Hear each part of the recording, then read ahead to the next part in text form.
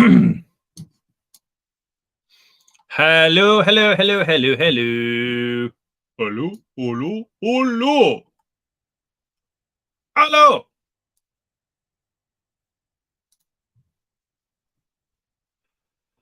Hello, hello, hello, hello, hello, hello, hello, hello, hello.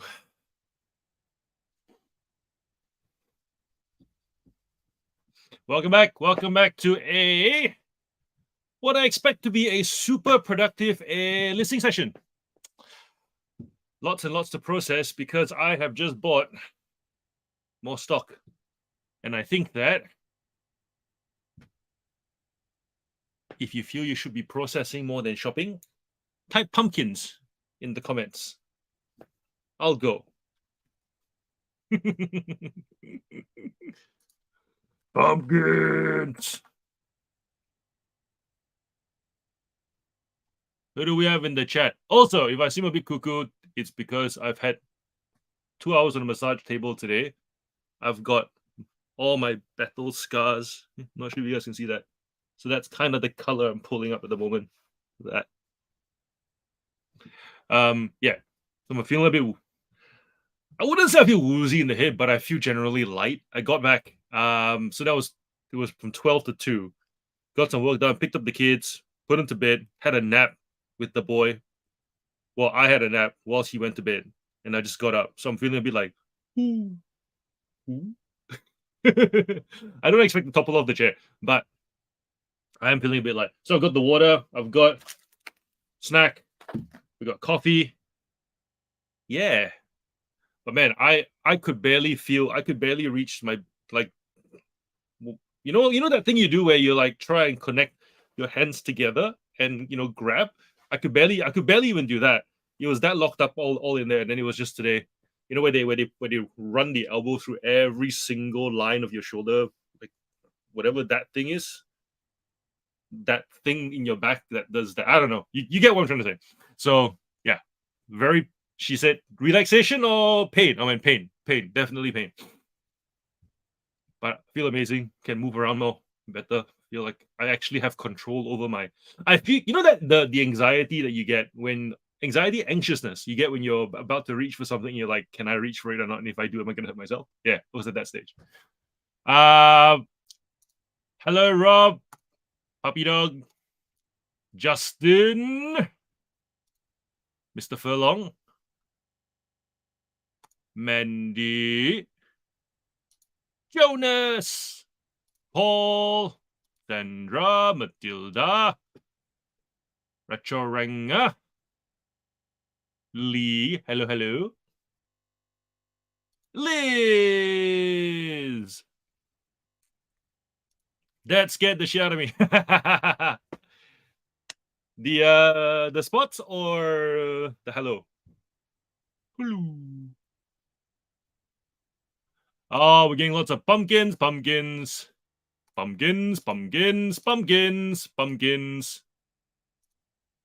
stay hydrated. I will. Yeah, I expect there to be several pee breaks tonight. I've been drinking a lot of water. I still feel really thirsty. Michelle's here. Hello. And more pumpkins. Yes, I know that feeling. It's pain, or it just doesn't happen. Oh, love that pain. Another Michelle. Hello.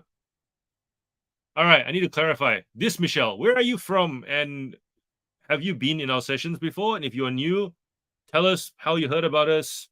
If you're even in the country, I'm still figuring this out. It's session number 23 at the moment. We've mostly worked out who all the Robs, the Adams, and the Robs, the Adams, and I think we've got a couple of Chris's and John's and Paul's. There's only one Dave, one Mandy. There's only one Matilda. I doubt we'll ever get another Matilda. Funny story, this Matilda here is the only Matilda I know outside of another Matilda I've known since I was a kid. I've been in Australia for like the last 21 years. Only ever met one Matilda. which I find really odd because I thought Matilda is like if you were to ever meet a Matilda, it would be in this country. But yet, Matilda, you are the only Matilda I know, and you also don't live in the same state. Go figure. uh cool. So I haven't mistakenly called you a newbie. Sydney, welcome. So you're in Sydney. We've got a couple more people in Sydney as well, which is pretty cool. Been watching but not commenting. Thought I would say hi tonight. Why don't people comment when they? I struggle to watch live streams and not comment because I know some hosts are like, comment, let us know your channel, let us know where you're from. But I feel like I'll just be like, yeah, I'm John, I'm from Australia. Da, da, da, da. Yeah, those of you who don't comment on live streams, why? What is the thing that makes you go, So I just get straight like, hello, help me understand you. And I say you in the demographic sense. Help me understand all of you who do not comment when you go on live streams, and then like 6-7 sessions later, 23 sessions later, you're like, I've been there since the beginning. I just didn't say anything. Help me understand why that happens. I would love to know. Jams, hello, Flipper J. Yeah, only one Flipper J. Yes. Hydrolyte, unsure if that's good. Hydrolyte's okay. I could make one. I actually have one. There's so much liquid today. We'll finish the coffee. We'll do that. We'll do this, and then maybe you get a hydrolyte later. Good suggestion. Your lives can only handle one Matilda. Everyone's owning their names. And Paul's saying, I banned all the other Pauls. So yes, if you are new here, anybody of the 18 that is still hiding, we do 30 minutes of listing, focused. I don't talk so that it's silent for you, everybody else as well. The chat's still running, so obviously if you're here to just connect and not list, that's where that happens. And then once the timer rings, I will go through the chat. Anything worth discussing, we'll discuss it. Anything worth celebrating, we celebrate. Just chat, really. And then usually if there's nothing really noteworthy, we go back into another 30-minute session. We keep doing this until 2 o'clock in the morning. So if you're in not Melbourne, it's 9:30 p.m. now. I go to 2 a.m. So that's 4.5 hours. I get quite a fair bit done, and the idea is for you to do the same. So yeah. I'm visiting the chiropractor tomorrow. I'm genuinely scared of how much it's going to hurt. The vibe has to be right to comment and chat. Makes sense. You know, when you go to the American ones, you just get people going, hi, hello, and then, emoji, this emoji. And then you'll see the host reply to them, and then they're just not there anymore. But different culture, I suppose. When I used to shortlist resumes, I used to kick out all the other polls immediately. There can only be one. Your My Post Buddy extension has stopped working for me. Is there tricks I can do to get it cranking again? I've tried removing, uninstalling both the My Post app and extension with no luck. Paul, that's funny. Cool. So for those of you who don't know, Paul has a My Post extension that ports the addresses from eBay to My Post, and then removes the eBay tag because it was printing twice. If you guys want to check that out, I'll let Paul pop the link in the description. Give it a go, and it's supposed to save you time. That's the idea. And Paul is all about the automation space. So if you have an idea of how to make any of the workflows between eBay, the platform, and any of your other things, or even within eBay, if you think there's a way to make it faster and you're not sure how, hit up Paul, because Paul's the person for that. So I've worked out so far in this community, I'm good at selling stuff. I'm good at knowing what the buyer wants. As far as automation, I'm not the quickest to get there, but Paul is. If you want database content, if you want to know how to track your progress and whatever, I do it all internally, have very simple spreadsheets, but it's not really anything that you guys would benefit from copying, because it wouldn't give you structure. If you want structure, see Al Furlong's channel. He's got a lot of that. And he built a spreadsheet with Ethan Rushok, and that's a wonderful piece of tech. We'll call it tech, because you're going to plug in your fingers and see how you're actually progressing throughout the year. That's a great thing that you can use. Who else are we plugging today? If you want to hear banter between an octopus and an old lady, there's the Disgruntled Octopus's channel, literally called The Disgruntled Octopus. They do the worst reseller podcast ever every Tuesday morning, and they do a accountability hour every Thursday at 10 a.m. So the podcast is literally just banter about reselling things, and for the most part, lots of experience coming together to discuss stuff. So you always learn something. I always learn something. And then the accountability hours just come in. If you want to join the stream, you can with a link, or you could just do the chat like here. The idea being is mention what you want to do for the week, come back next week, and update us how you've gone. So lots happening in the reselling space in Australia, and I like that because I'm starting to get comments and messages from people who have been reselling in Australia for a long time, and just appreciating the fact that we are now actually consistently putting out content. Because for the longest part, you had great content, but not consistently being put out. So you'd have, the once a week or once every fortnight by like Mel and Matt and, Brad and Jez. And now we're getting, or Jada, and now Chris weekly. And so the fact that there's actually more consistent content, more consistent community, people are noticing. So it's starting to look like the Australian community is still very young, very budding, and we're bringing a lot of people out of hiding, if they were ever hiding. But I suppose if there's nothing to engage with, there's no need to come out. So increasing the reps of the ice cream truck in town, hoping that more kids come out and go, I want some. So yeah, it's all exciting. I'm very excited,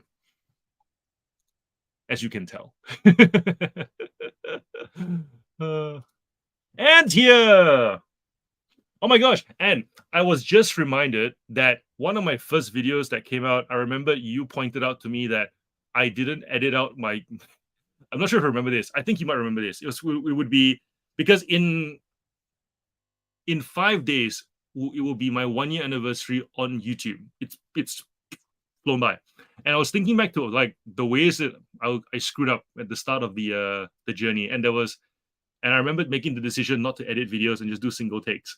And then I would essentially do this super long single take and just cut out the ends. And then that whatever the middle bit was, that was what you guys saw. And you pointed out you commented on one of my videos that I forgot to edit out the start, like one of my false starts. So essentially I would say, hi, my name is Joe, I'm a full-time reseller, yada yada yada. I'd start talking and then I wasn't happy with that take. And then I just literally went to. And then that's the reason why, hi, I'm John. And I didn't take that last video and you commented. And then I went back and I realized I think it was like 100 views in. And then only someone said something, and you were that person who said something. And then I took that bit out. So for that, I will forever remember your name. As the kid that said, the emperor's not wearing any clothes, he's naked. I first came across Mel's live, and maybe 3 or 4 sessions in, I commented in purely because I didn't feel comfortable. Although I come across yours right at the start. The accidental midnight live. Yes, I remember that.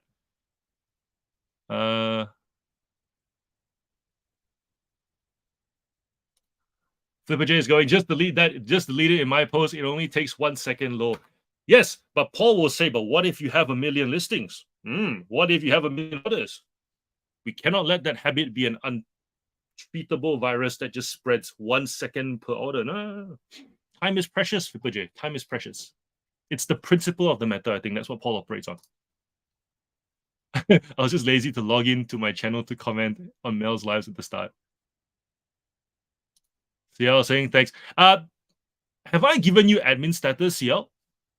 Because if I haven't, I will, and then you can plug your spreadsheet here as well, wherever the link is. One sec.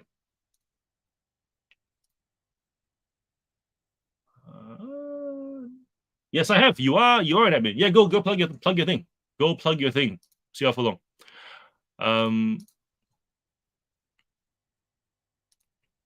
Anne's going, yes, I remember the video edit. Great to see how far you have come. Thank you. I'm trying to put together this like anniversary video, reflections, learnings, where to forward, how far we've come, all that kind of stuff. Thank you all that mushy stuff, right? Essentially, you guys in the live stream are kind of like a little membership group because you guys get all my thoughts ahead of time. because essentially when you've got like between 300 to how many 100 views, maybe 1,000 views, and there's only 20 of you guys here, this is very exclusive content. Just saying.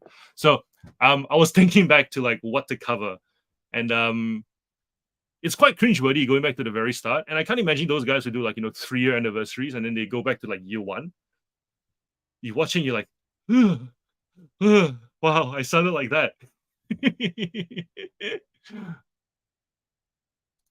The champ's going. I had a return request on DVD series. He said missing episode. I told him to put the right this in, and then he found the episode. He canceled the return after 15 minutes. It's hilarious. Oh gosh. Oh, do you know what? I had somebody buy a motorized train from me, and then they were like, "Where do I put in the batteries?" And I go, "There's a screwdriver. There's a screw at the bottom. This is you unscrew it, the casing comes off." And they were like, "Oh, I don't have a screwdriver that fits this hole." And then they closed their case. And I went, like, don't you just what? Don't you just like? There's literally one place where a screw goes into the thing. At some point, you gotta go. If it doesn't clip open, this must be the thing I open. And if I don't have a tool, it must be the tool. Like, and that's the thing, right? Contacting the seller to ask these questions doesn't seem like the natural next step, but some people do. You find that a bit odd? I do. Yeah. Or hand it to a child, and usually most children can figure it out. It's like, Daddy, it's here. Finally, my keyboard works. Had a bit of technical difficulty, but all sorted now. Hi all, Mr. Roberts. Hello. Welcome. At first, I would feel purely because I was at the first. I do feel comfortable to pretty much say whatever on this chat. Are you talking about the first, like the accidental one where I tested it and then Matilda went, "Do it," and then I just did it? Are you talking about that first one? I think there was alcohol in that one too. If you're a seller that has to put in the same dimensions for a package hundreds of times a day, it saves a lot of time. Yep, true. Happens way too many times.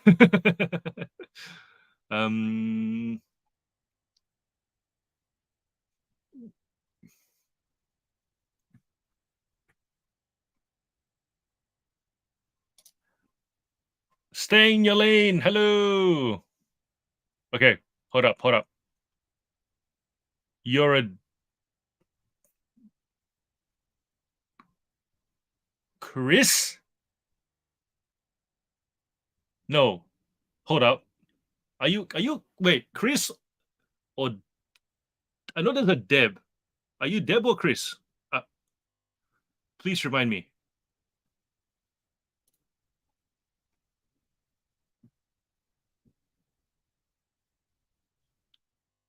All right, so Paul's talking about his stick session again. I just added that feature because people wanted it. You can set defaults for nearly everything on that page. Cool.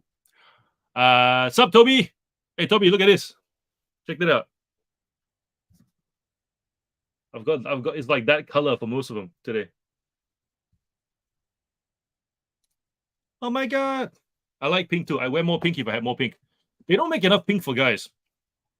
They don't make enough pink for guys that doesn't look feminine. And you guys, and I'm not talking about the color, I'm talking about the cut. So like this hoodie is a guy's hoodie, right? If this was in pink, I totally wear it. Like if this hoodie was in that pink, I would wear it. The problem is a lot of the guys' hoodies are not pink. They don't have the structure of a hoodie that a guy would wear. They're like more feminine, flowy, thin kind of material. So it's a bit annoying, but I would wear more pink. I like pink. I'm okay to wear pink. This one's a Chris. Hi, Osprey.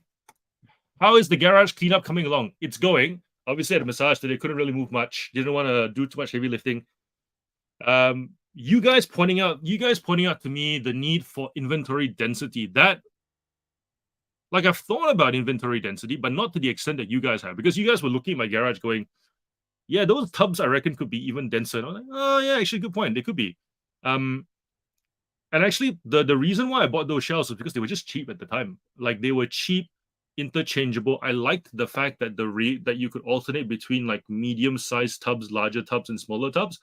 So at the start, it was more about flexibility because I wasn't even sure what I would be buying. Like right now, I know exactly what I'm buying, what I'm going to buy, the size of the stuff I'm buying. But back then, it was like, Oh, action figures, are they this big, this big, this big? Are we gonna have more of these ones or these ones? Are we gonna do the plushes as well? In which case we need the bigger tubs, small tubs.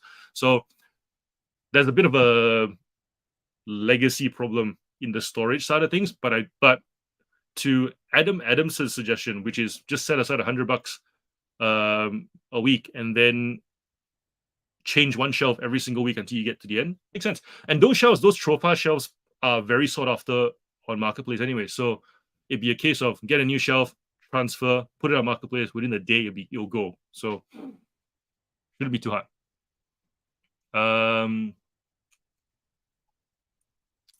Brandon's here. Hello, hello.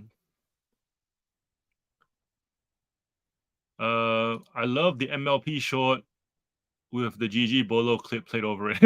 Well, I did promise Grumpy Granny that I would play her clip. And so just trying to figure out an application for it. And I was like, hey, this is actually a great application. Every time I got something cool, I play the Bolo clip. And yep, so here's the link. Here's the link for the reseller sheet that Chris did with Ethan. People that do shoes, do you put sizing in charts? Sizing charts, just the equivalent AU size. I find charts tricky because of the branding, because the US euro numbers are always different. Like some of them will be 11 UK corresponds to 12 US corresponds to 46 euro, and then sometimes it will be 11 UK, which is, and UK is the Australian size, corresponding to US 11 and a half instead of 12, and then 45, sometimes even 47. So yeah, I struggle with putting charts in. And back when I was doing shoes, I didn't put any charts in. I would actually put by the shoe. But I'm not sure how much bigger sellers do it. I've been trialing Australia My Post Business Shopify app for my website. Allows orders to be sent to My Post account without the need to select packaging, sizing, type, or dangerous goods check. Nice. It's Chris. Cool. Memory's not dying yet.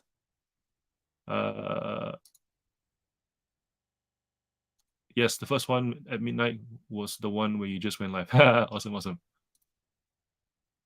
Oh, Daniel, right. Yes. Okay, got it.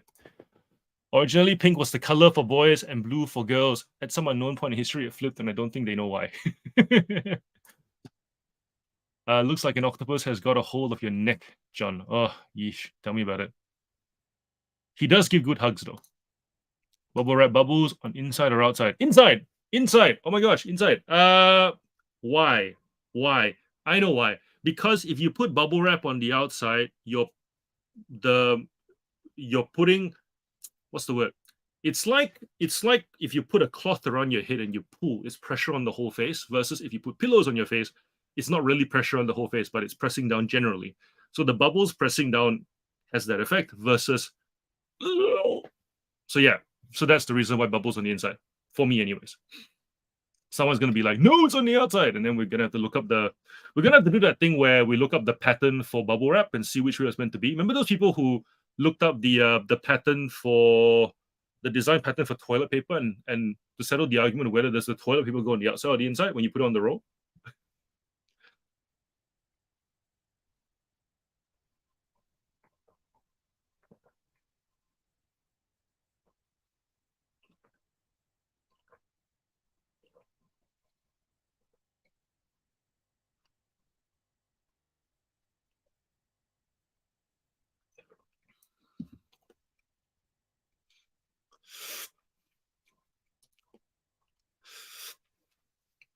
All right, thrifting out style.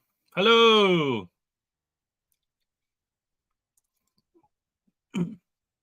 Pink for Men came in the 80s. Paul and Flipper J having a thing about male shoes.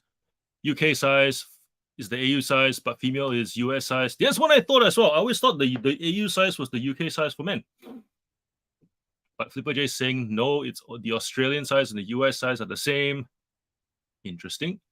Adam's talking about stamped and track letter price increase. I haven't kept track on those prices since I stopped selling comic books. Enlighten us. There is room for the bubble to move on the inside. Yep, so on the inside, bubbles are meant to hug the item inside. Yeah, that's fairly close, Adam. I just bought a ton of stamps too.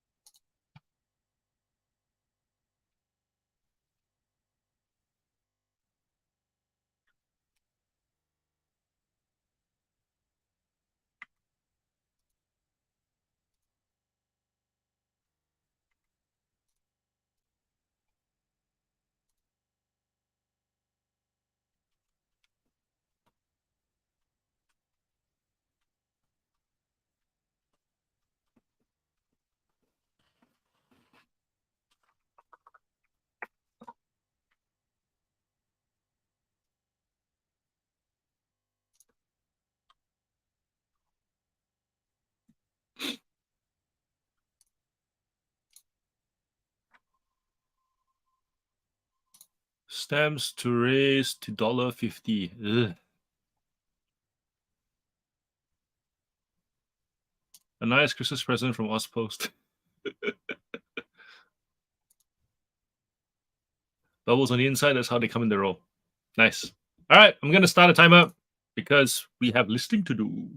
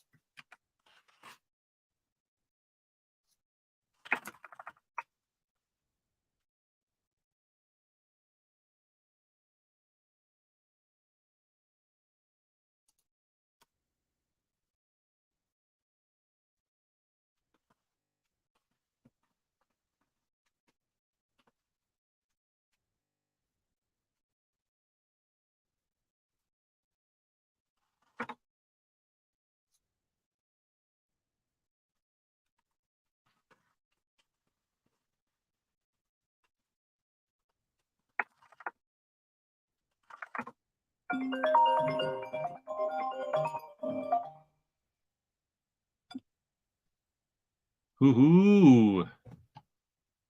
How's everyone going? I haven't really had time to look at the chat. I only saw Anne leave and I said goodbye. So I'm gonna finish this listing and then back with you guys.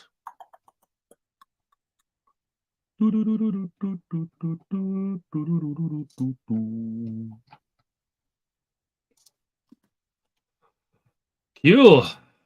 Done. Can we see that? 19 so far. Ugh. Where's the camera? There. Focus. There we go. How's everyone else going in terms of getting listings done?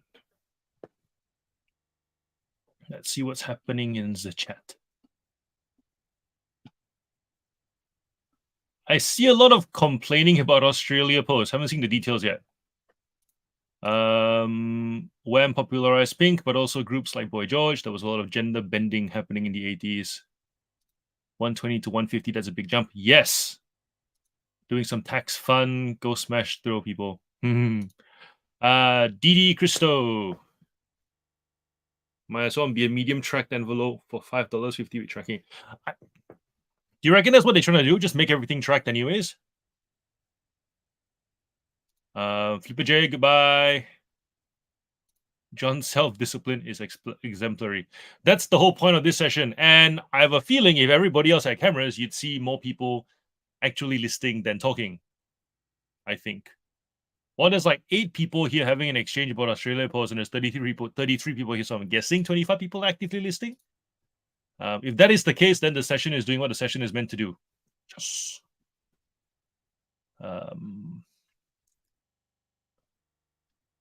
And the watch scandal. Is anybody else's eBay app doing a very annoying thing over the past few weeks where it makes you click on each individual notification and make it disappear?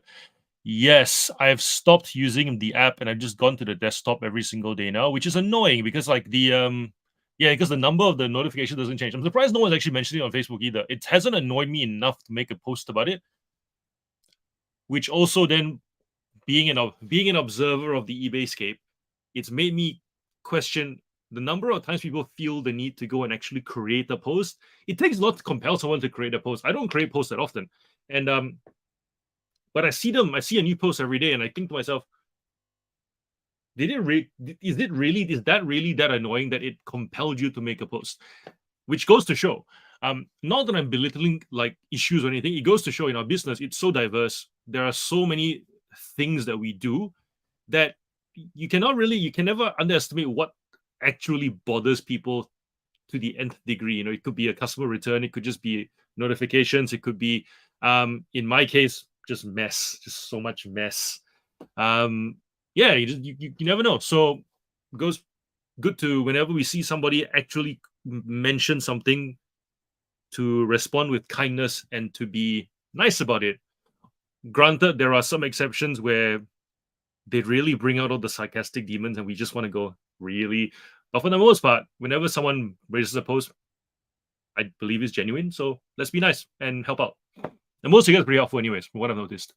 Super annoying when you sell multiple items and the person pays for them and you need to click on each item to remove them. Yep, agreed. Night, Chris. I'll see you Friday.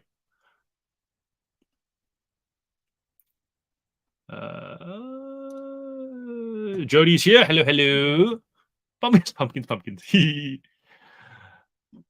spent the whole weekend with the house to myself, taking photos of my listed death pile. iPad storage got full, so took a while to delete stuff again so I could use it. Might be worth upgrading to something with a larger storage, maybe. Phone will not let me tag. John shared exciting stuff. I'm looking forward to subscribing. Yes. And I think I saw you log on with your channel later on. There we go. Here at Jotsters. Yeah, so we've got no idea what Jody's going to put out, but she feels inspired to do social media because she has content to share, but also because her daughter's on social media. And I think, look, whenever a parent wants to do something that helps them to have more in common with their children, I'm all for it. So if you haven't subscribed to Jody's channel, go ahead and do that. I'll pop a link in the chat. Wait, how do I do it? How do I do it? Here at Job Starts. Because it's a newish channel, it still takes a while to register. So I'll go find it manually. You're not going to find it in the search. There we go. Get over there, give her a subscribe, show your support. And we're excited to see what you put out. What's the first thing you put out, Jody? We're very excited to see what you put out. Genuinely.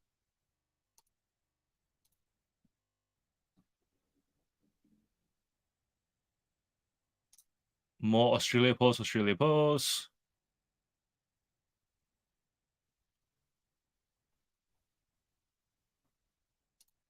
Yeah, Jody, I think you created it only 2 days ago. So it doesn't show. The channel doesn't show until I think a few days later. It takes a while for like the directory to register it, log it, cache it. What's the word, Paul? There's like a word for it where it says like where you like there's a word for it where even if you create an eBay listing, it takes a while for it to show up in the actual general search. I feel like with YouTube channels, it takes like 48 to 72 hours from memory. Chance wants to know what's Adam's minimum sale on DVD and media. Jody, I watched your first YouTube today while I was listening. Your basement was making me feel like organizing your space. Not that I can talk. Look, when I first, every time I've hired somebody, they've done some sort of an overhaul to my space. My sister is very tidy. Brian, who works for me now, very tidy also. I'm not the tidiest person because I just want to get things done. That being said, though, I remember when I first started cooking for people, I would literally trash the whole kitchen. Like, I make good food, volumes of it, but I trash the whole kitchen, and so I learned to wash gradually. But that whole, dump and come back to it later when I have time doesn't work with business, because obviously we always have more things to process. And what we've realized is most of us go source and process, and then stuff just piles up. And then if we start tidying stuff, we feel like, oh, but I want to go source and process.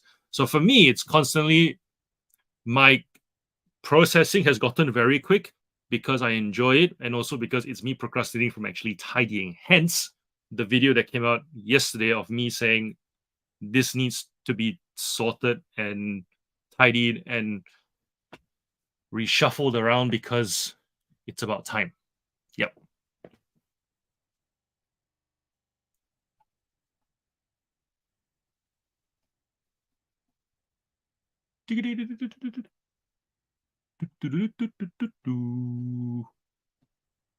Alex, hello. First time catching a live from Adelaide. Hello, welcome. If you guys are wondering, this chair keeps dropping, and so I need to get a new chair. Chairs are expensive, man. Like, if you want to get a nice, sturdy, higher chair with enough cushion for your bum, enough cush for your tush, it's like $200-300 for a freaking chair. Just on principle, I refuse to pay that much for a chair.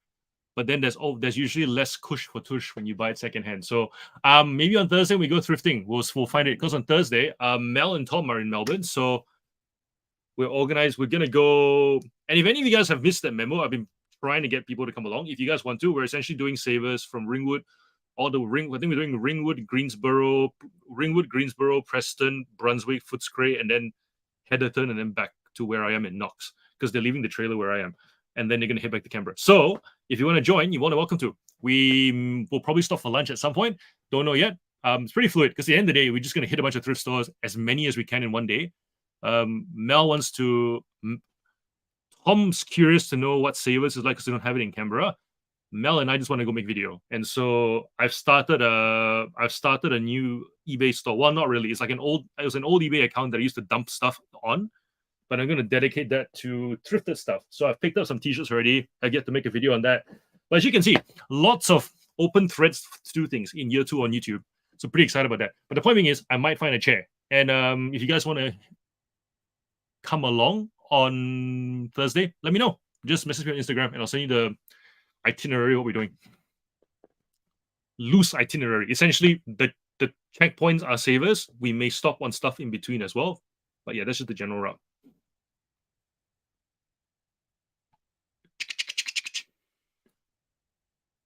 Watch 20 minutes of YouTube to avoid doing taxes. Just this sort of hat for vintage hat that got a bit within minutes starting 150. Whoa, that's dope. I don't understand hats, but good for you. Far out. That's amazing. That's amazing. Can you describe to us the hat, please? Are we talking like baseball cap hat? Talking cowboy hat? Exotic animal material hat? We're talking hat belonging to a famous person, signed by a celebrity. Dead celebrity? What kind of hat is it? Sandra's connecting. Alex from Adelaide. This is Sandra from Darlington. Matilda's in Modbury. John Roberts is in Boston. And someone else was somewhere else. Remind me, who else was the other South Australian person that was in between both of you? Oh, no, Matilda was in the middle. There was someone else on the other side. Cape something from memory. Sandra's chatting to Grumpy Granny on Messenger. Why is she not here? I'm very curious. I'm currently doing dinner. Mandy's drinking wine. But Mandy usually drinks wine while listening, from what I've seen. Or at least what you've allowed us to see. Justin's doing 18 so far. Sweet. Fist bump. That looks cool.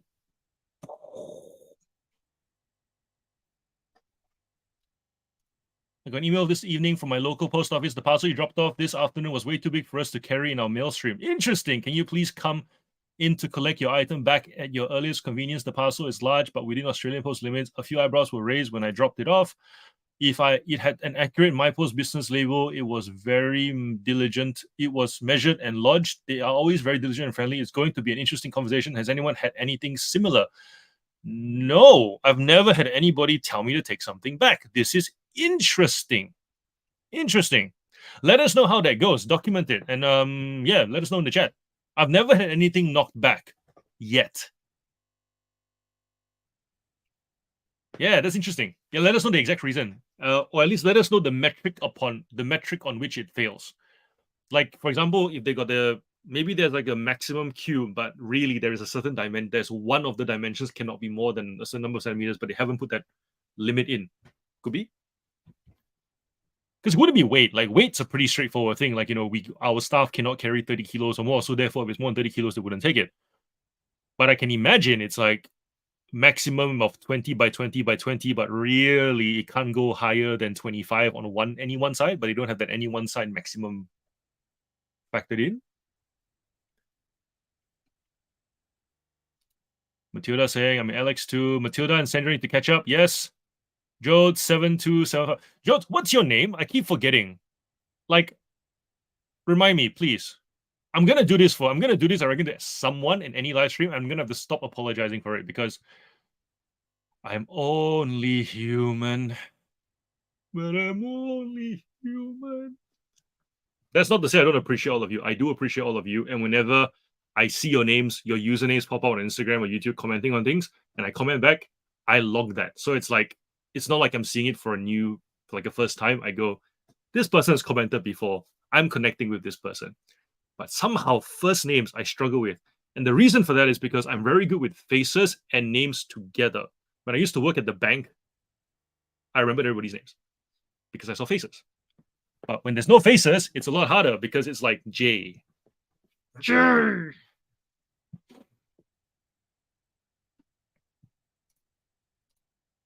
Sandra saying she can't subscribe to Jotster's channel. Why?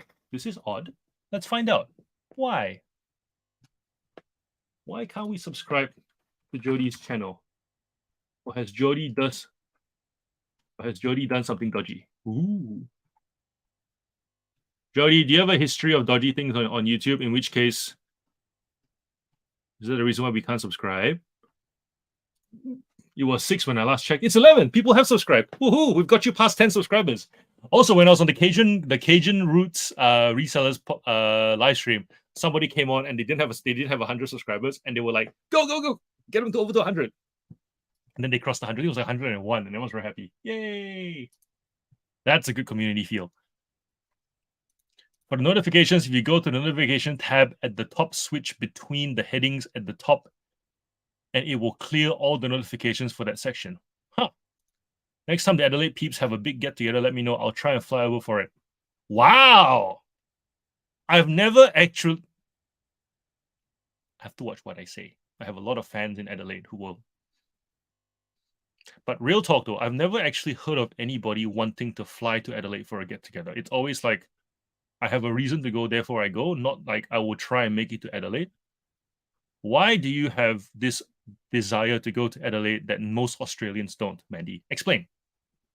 Pitch Adelaide to me from a non-Adelaide person's point of view.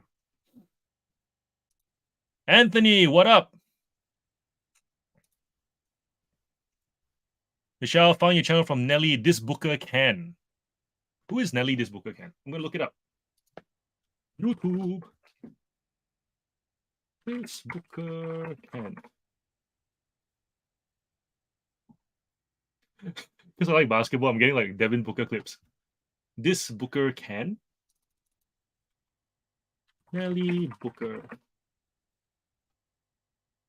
Oh. Who is Nelly, This Booker Can?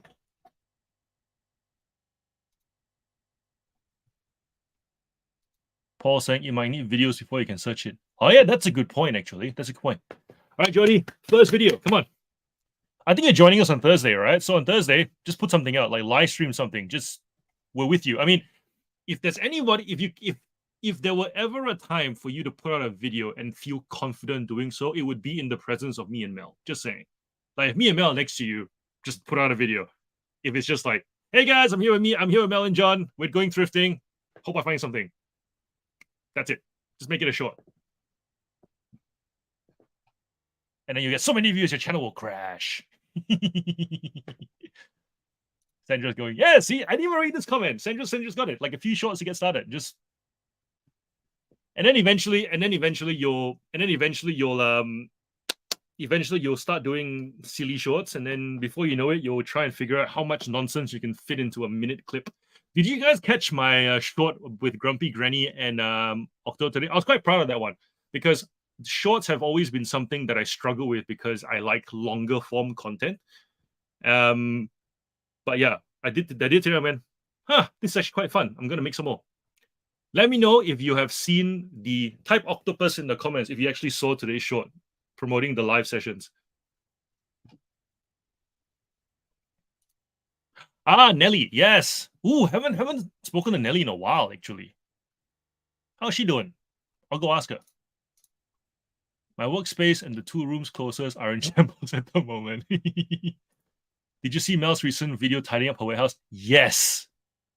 Big job. Like, normally when she shows us the warehouse, it doesn't look that big, but she picked a few angles that made us look like, wow, this actually is a much bigger space and there's a lot more stuff here to move than we thought. And also, we forgot, we also forgot a lot about that pile of boxes in that corner.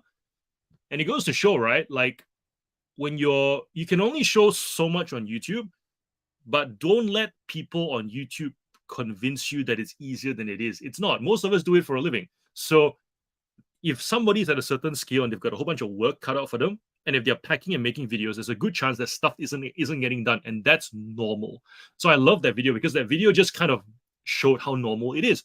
Like, you guys have seen my garage, right? As much as I know what I'm doing and I would consider myself a pro at this thing, it's a mess. Absolute mess. Because I don't have the discipline to tidy. I literally just want to sell, and then just keep selling. And hopefully that one day I can find somebody who loves tidying and I'll literally pay them to tidy.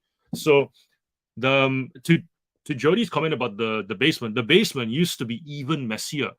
That basement literally is under the house where the stumps are, and there's like dirt that goes, cascading into where the house levels off, right? And that area is now full of stock, like stuff that hasn't been listed yet. And that stuff used to be at the front. So if you look at the video from yesterday, there's a very small mountain of stuff at the front of the garage, and then maybe covering some of the walking space. At one point, all the stuff that was under the house used to be in that pile. So Brian literally he sorted them by type of toy, type of whatever, and then you put them all in various tubs and just shove them all under the house. And so, yeah, you can imagine it was way, way worse then. And then I have a packing bench now. At the very start of the journey, when I first started reselling, I used to pack my orders, I kid you not, by the garage door on a, those butcher island things.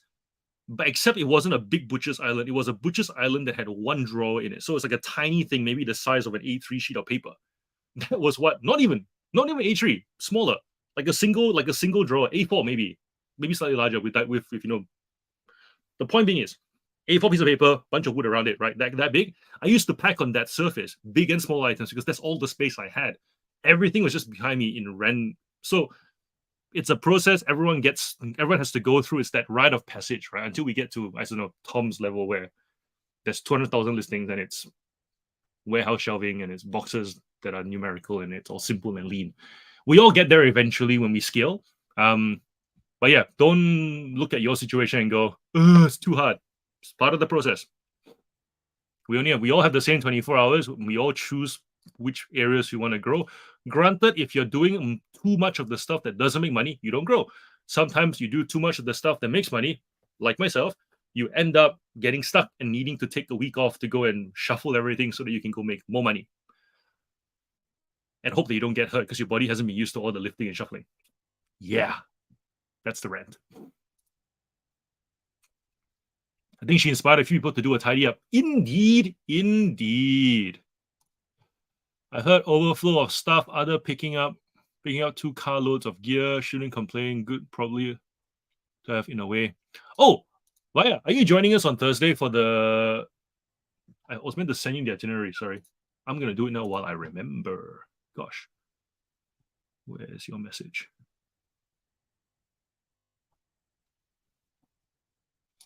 There it is. Q. I will, sorry, Vaya, I just remembered I need to send you the itinerary of what we're doing on Thursday when Mel and Tom come. Cool. I've sent you the stuff. Let me know at what point you'll be joining us, if you are still joining us.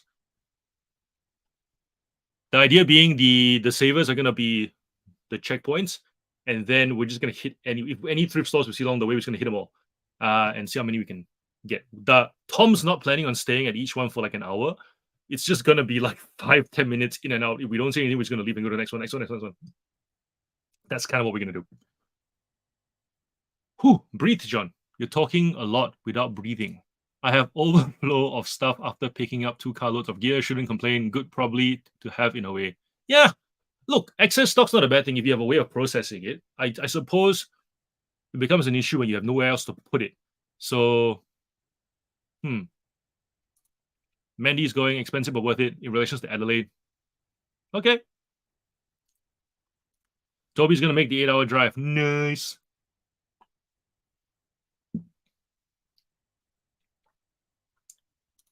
Via saying Greensboro, Preston, Brunswick can totally do. Yep. Join us for all 3. And probably be lunch somewhere in there as well. It'll probably be from if I'm looking at the thing, it'll probably be Ringwood, Greensboro, Preston, then lunch. Jody wants to go to a brewery. Did your daughter like the My Little Ponies? I haven't given them to her yet. They're meant to be like a birthday surprise. She's so cool. She came in and she spotted them, and then she was like, "Are they for me?" And I went, "Yeah, for your birthday." She's like, "Okay," and then she walked away. You get so much more done if you have a tidy space. I have found I have been more productive since starting to sort my space. I agree with you, man. I agree that being tidy makes you do things.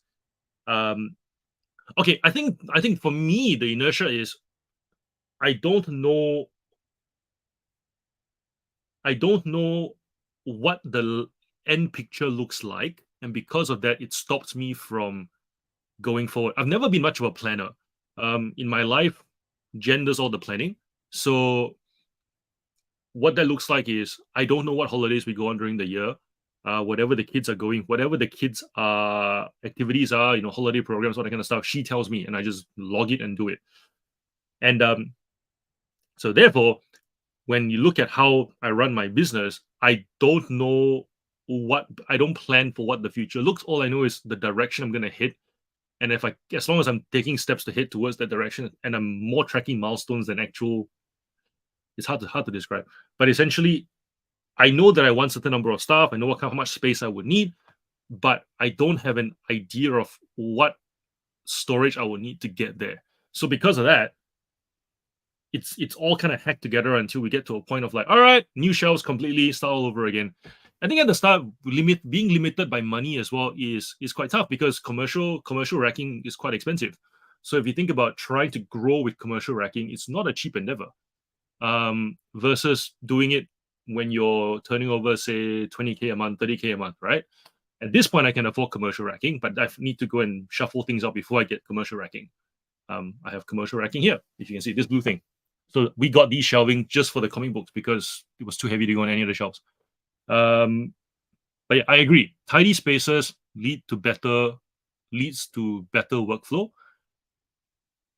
I suppose one way of looking at it is there is mess, but for the most part, the places where I do work, it is tidy. So like here is fairly organized because coming here, rinse and repeat, go, right? This stuff, don't really need it. Quite messy. However, once it's tidy, it will be a productive space. At the moment, don't have time or capacity to use that space anyways. So yeah, that's kind of, I suppose, how I justify it in my head. I'm only human. I'll keep saying that I'm only human. And the cards I found that are worth hundreds that would have probably never been found is crazy. Ooh.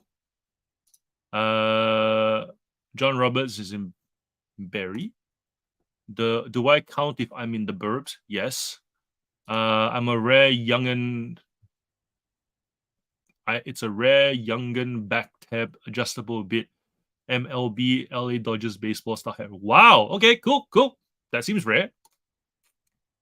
I have another young'un back tab. MLB New York Yankees that hat, but the adjustable tab snap broke. Oh no! That sucks. It sucks when the thing that gets damaged is the functional thing as well. Dang, that's annoying. You need a list to track everyone's names, bro. Peeps in the States do it. Yeah, I will. All right. You know what? I'm gonna do it now. So if you guys can type your names for me, especially if your names are not name, state, and suburb if you want. Let me know where you are. I'll go do it now. I'm gonna create a sheet.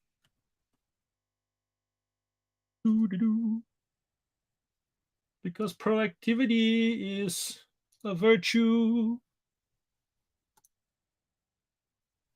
We have a spreadsheet. Community Rolodex. Done. Username. Name. Username. Date. Suburb. Ta-da! Done. I will now wait.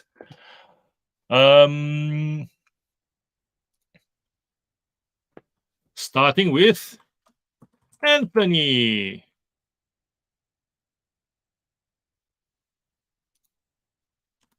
Anthony Mamamos Collective SA Morfettville.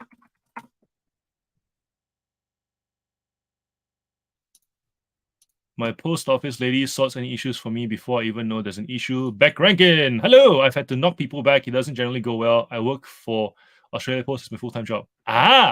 Cool. So can you explain to us why something would be too large if it passes the label test? You're another Jody. Jody.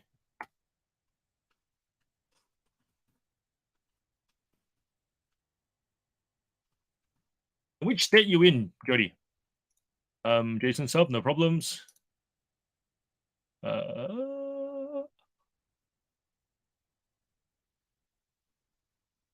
means upload a photo to my YouTube, although now I have the perfect photo of my 4-legged babies. You're gonna do a puppy dog diary.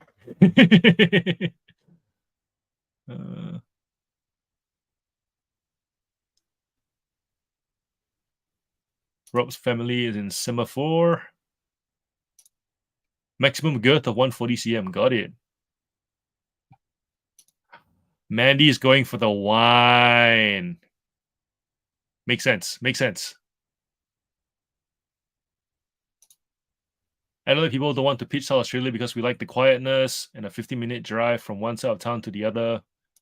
But there was a big reseller meetup there maybe a year ago. I think a lot of the Melbourne crew went to Adelaide. I had a massive FOMO. Was it the one that Brad and Jazz organized? Because I think that's the only one in Adelaide that I know about. eBay still don't want to go there. Jason said there's not going to be an all years there either.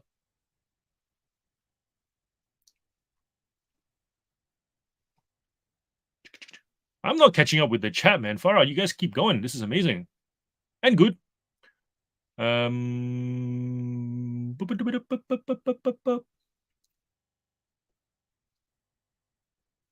So many of the plastic in the caps broke down when I hand washed them. That's interesting. Nelly just bought a house. Ah, cool. Awesome. That's been a long time coming. 105 centimeters max length and can't be more than 0.25 cubic measurements. Maximum 22 kilos of physical weight. Right. So it might have just been that length then. Liz, working mess. I have thought about trying to get people with OCD around to clean everything up. Then it occurred to me I would probably have issues with what they do. I was that person when I was studying law. I used to have multiple textbooks open on top of each other, and then I just come back and continue. Yeah, working mess, definitely. That's where I'm at. I moved my computer keyboard to pack everything. The packing table is rattling around in the back of the car until the next room is finished. I had a friend who offered the help, but when she was there and I had no clue what to get done first and then where to put things. That's a whole... yeah, so when Brian moved the stuff under the house, I was like, there's an empty space, move it. Because he had worked in the business, I think 5 months by then, and he knew mostly what the stock was about. So I left him to sort it. And for the most part, I did a pretty good job. I'm going to make a pile of things to photograph for the next focus break. Finish tags. Well done. Mandy saying a good chair is expensive but worth it. Yeah, I'm gonna go suck it up and just do it. Yep, if you like vintage stuff, go check out Nelly's channel. She does show and tell, I think, every other day. She's constantly sourcing and yeah. Will you bring your old Sylvanian families to offload on Thursday? No, I'm still gonna try and sell it. I'm still trying to sell. So Jody wants my Monster High. I've still got Bratz and I've got some Sylvanian families left over. If anybody wants that, hit me up if you're interested in selling those categories because I'm thinking of getting out. Sorry, not thinking I want to get out of those categories because I don't enjoy doing them. I would still I would do them if I have the time to do it. But I also have way too much inventory of like cars and trains and action figures and planes and that I enjoy doing more. So Bratz and Sylvanian families. If any of you guys are interested, let me know. And Monster High, if Jody doesn't want to take them. If she decides not to take them, open to move them to anybody else.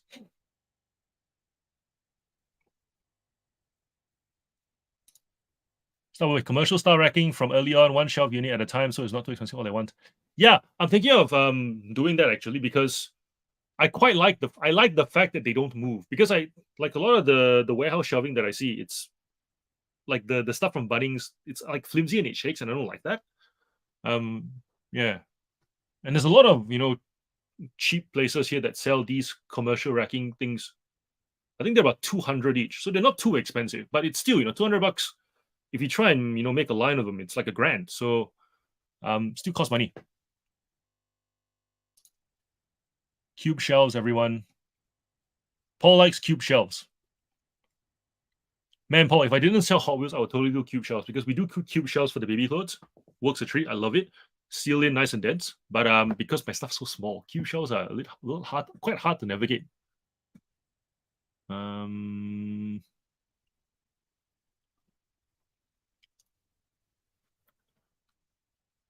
Matilda.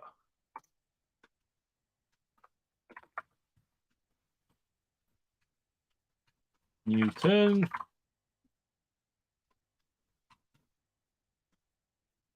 Sandra.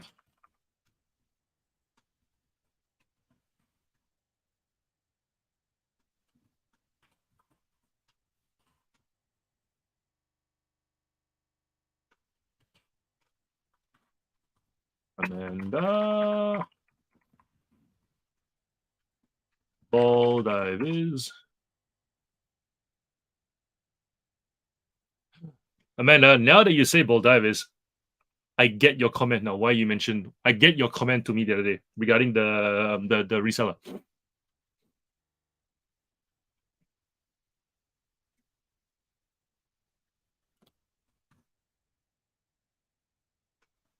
Up shop nerd. Also South Australia. Quite a few here. Use the same Bunnings heavy duty shells as Mel. So good and handle the weight I need. I'll go check it out. I'll go check it out. Tubs on shelves is okay until you run out of space. So I found the drawers that Adam was talking about where they stack on top of each other. I was gonna put those drawers into the commercial shelving, but because I've got Hot Wheels going in there, they're quite heavy anyway, so the shelves aren't gonna move. So that way the frames will stay the frames will stay segmented, and then I can just pull the drawers out. I've tried a couple downstairs already. They seem not bad, so I'll document that and then I'll do a video, and then you guys let me know what you think about it. Clint's in Warnbro, Rob's in Perth. Oh, Chris, you're in Cockatoo. Chris, do you want to come along for on Thursday? Let me know. Or even if you want to just join us for breakfast, let me know. Rob's in Mandurah. Also another WA. Interesting.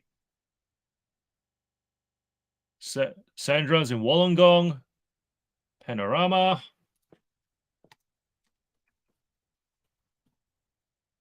I'm gonna make a map. It'd be fun. Wanneroo, Mackay. Yes, I learned that it's Mackay, not McKay. Rockhampton. Oh, Justin, you're close to Paul. You and Paul can go actually physically meet up and do extensions. Alex is in Prospect. Cool. So Toby's going to photograph. Da, da, da, da, da. Michelle's in Toowoomba.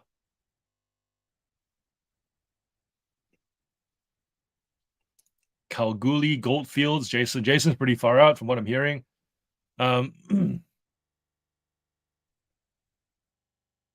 Pia's here. Hello. Add an extra shelf in the middle of the cubes to get tray boxes the right size. Yeah, could do. Oh, Loopy, but so I keep forgetting names of at least like one person. So we're doing username, name, and where you're from. So that way, if you want state and then suburb as well, I'm gonna make a little Rolodex here of where people are from.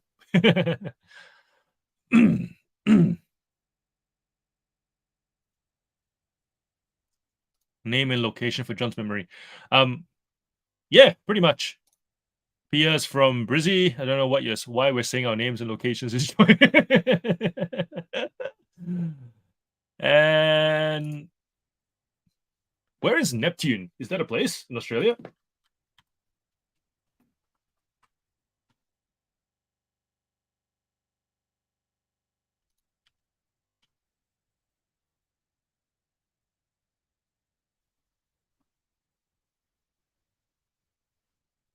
Nope.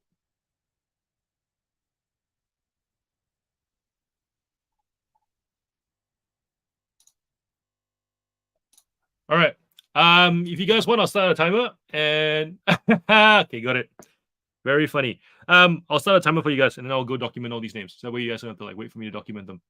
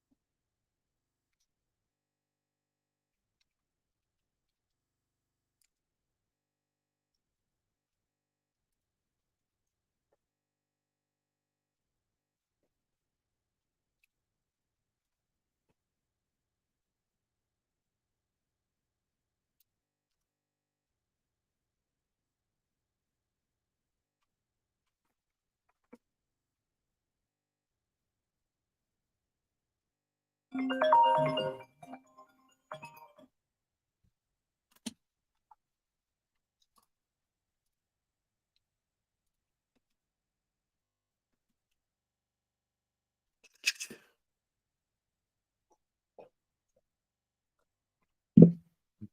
right, we finished the whole bag of Oreos. That was surprisingly easy.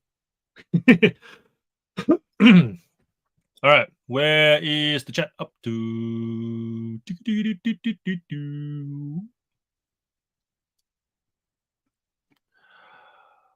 Uh,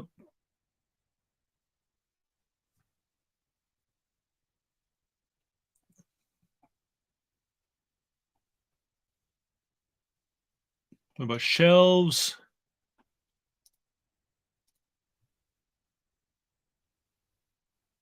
Bunnings, Pinnacle shelves.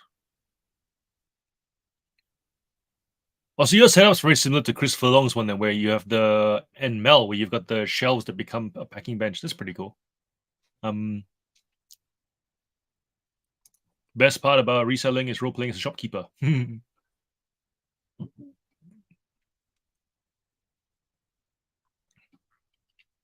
Liz thinking of getting those shelves.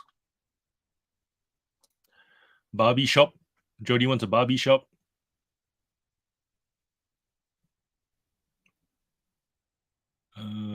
Is Grumpy Granny here? No, she hasn't popped in yet. She might later, normally after midnight, potentially. Who knows? I have actual cupboards with drawers and shelves that I use. I'm not about the tub life. I don't like tubs either. The only reason I use the storage ones I've got, the Trofast tubs, is because the tubs are essentially drawers and they're shallow, and I can take the tub to photograph and then bring the tub back in and it just slots back in. Hey, Jody has 16 subs. Woohoo. Jody hasn't done any content yet, but she should on Thursday when she's with me and Mel.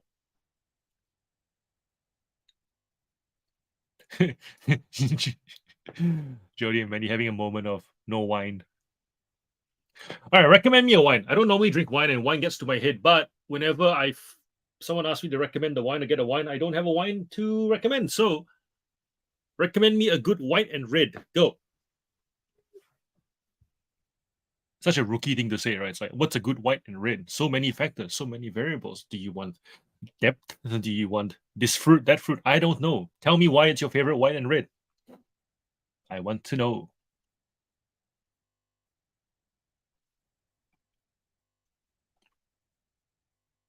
ASMR with John the Reseller. Yep. That's the idea. Because working in silence and working alone is not fun. We are essentially alone the whole day as it is already, especially if you're full time. So it's nice to just have you guys here with me, I suppose. Yeah.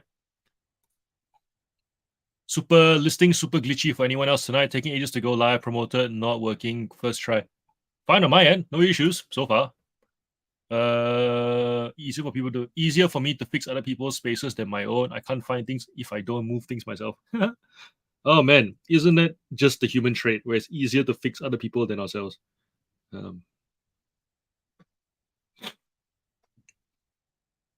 But that's the thing, right? It's like if you're willing, maybe that's the key. If you're willing to give advice based on what you see, but you're also humble enough to take advice based on what other people see, and you apply it without needing to be the authority on what you get back.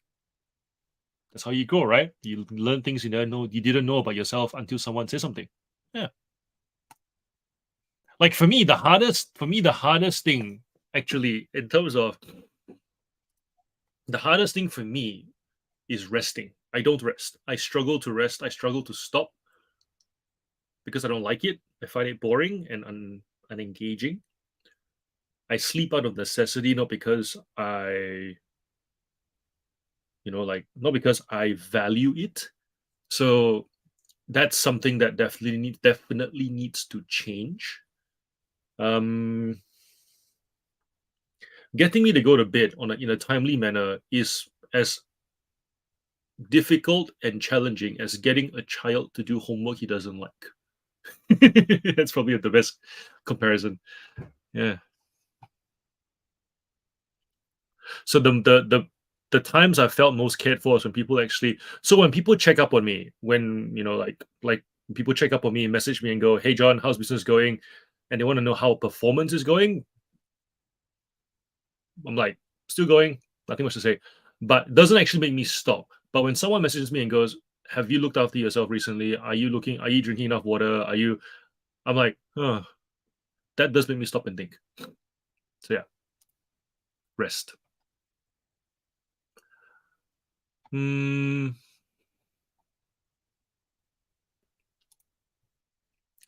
Do space audits for each other. Yeah, it could be fun. It could be embarrassing.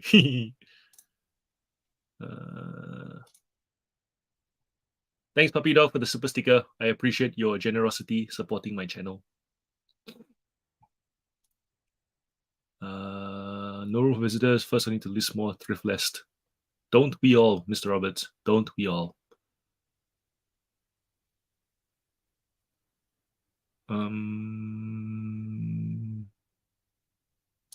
If I had just put the bottom shelves up a little more, I could roll boxes under the bottom shelf. Are there any English teachers in this chat going to cause some controversy? It drives me a bit crazy when people say they are photoing things. For me, it was always, are you photographing things? No such words as photoing.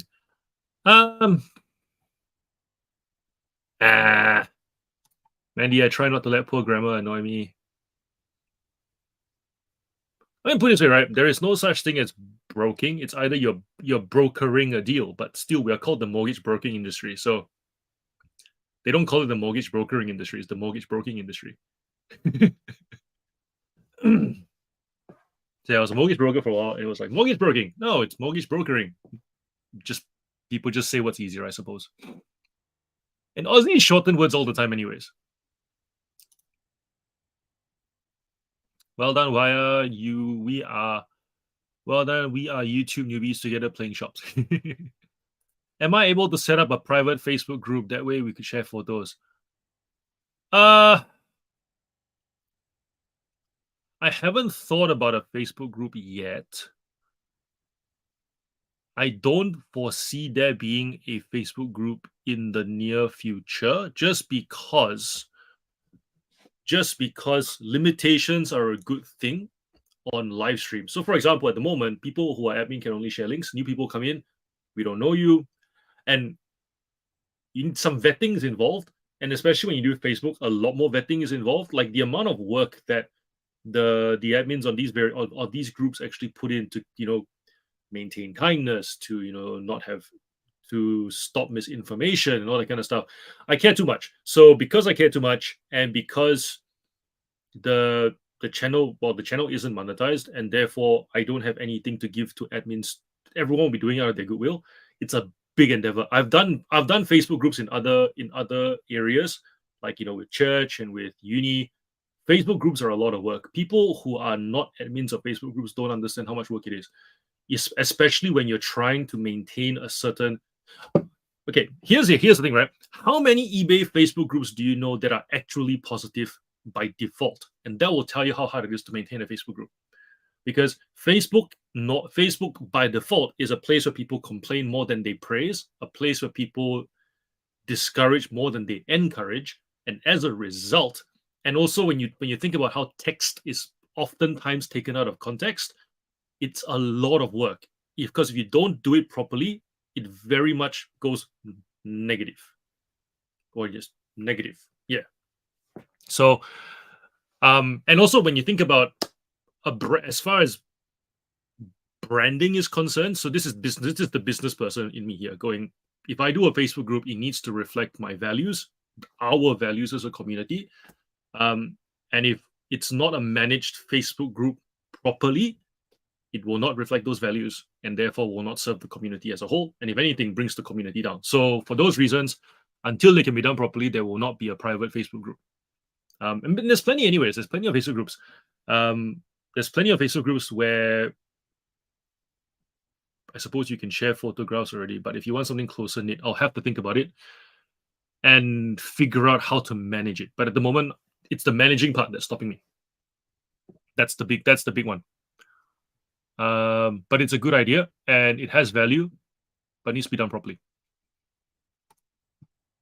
For more than 12 months, I've been buying and accumulating clothing items to resell, and I've never listed a single one. Dude, do it, do it.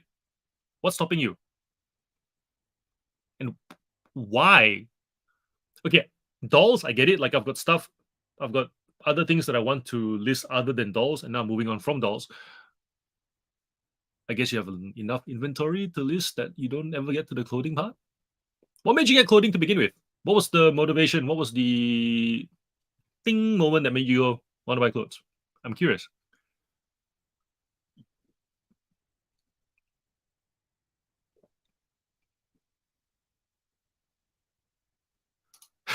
Wine, one made of grapes. You don't say. A nice Pinot Gris.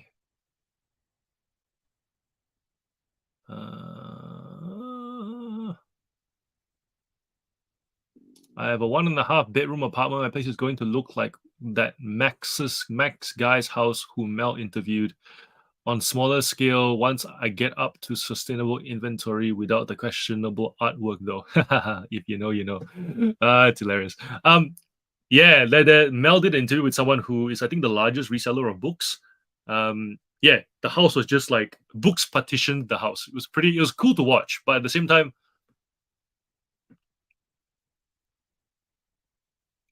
one of the things that bothers me is that when you don't have a lean inventory system and you enjoy this lovely middle ground between hobby and business, if you die tomorrow, like nobody knows what to do with, nobody knows what to do with your stuff.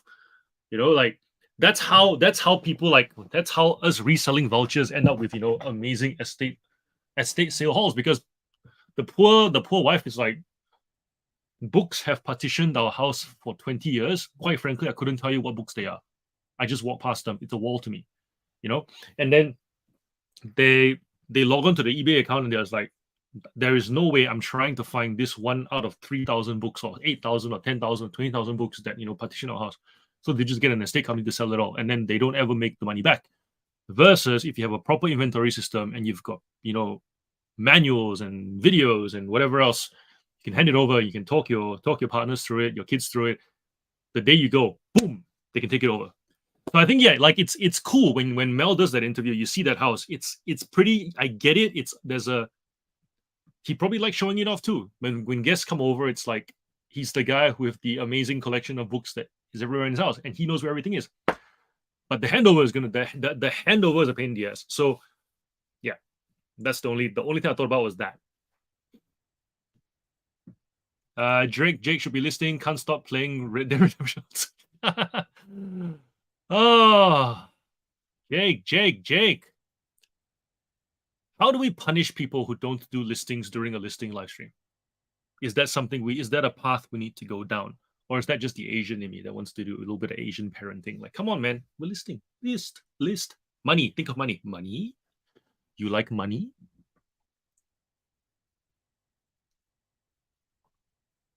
It's like you know those I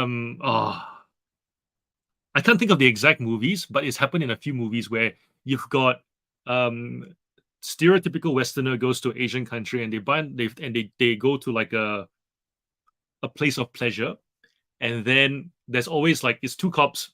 Maybe it's a rush hour thing, and it's like there's always like one cop that wants the pleasure, one cop that doesn't want but has to go along, and then the hostess is like, you want, and then the guy's like, no, and then the hostess goes, you don't like girl, and he goes, no, that's not it. So we might do that. We'll be like, you want money, do listing, and if you don't list, you don't want money, you don't like money. Be like that. Does that help?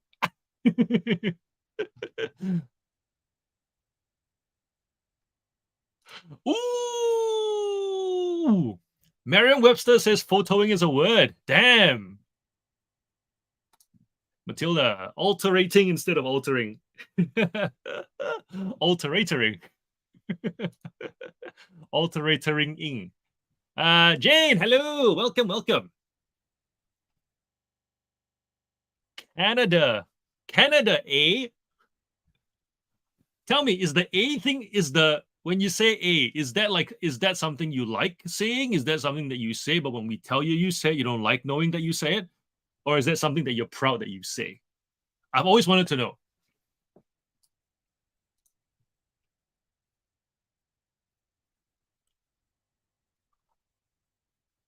Someone telling me I should rest and not to overdo it because I should rest. I am just thinking, but I just want it done like now. I'll rest later when I absolutely have to. Oh, when I'm dead, right?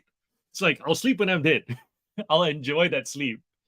You know, like if it's so amazing and enjoyable, I will enjoy it and never have it end.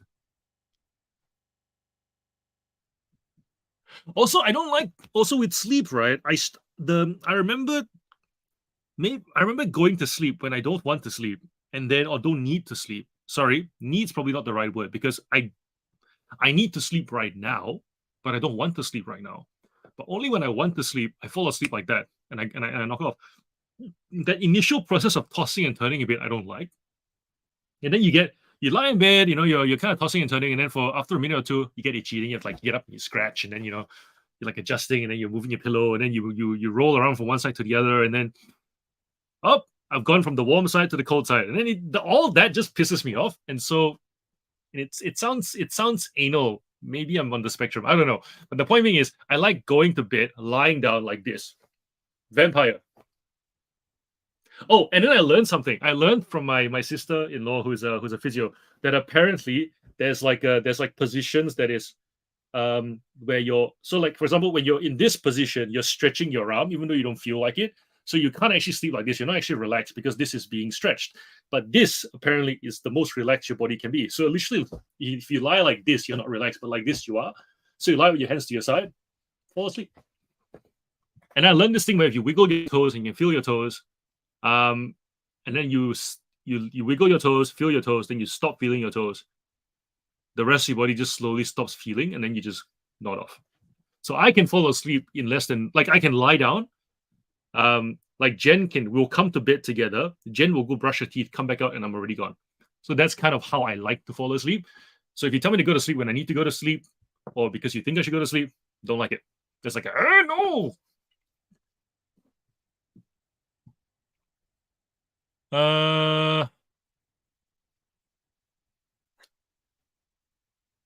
John and Jake having a moment. You are the reason I sell games. Keep it up.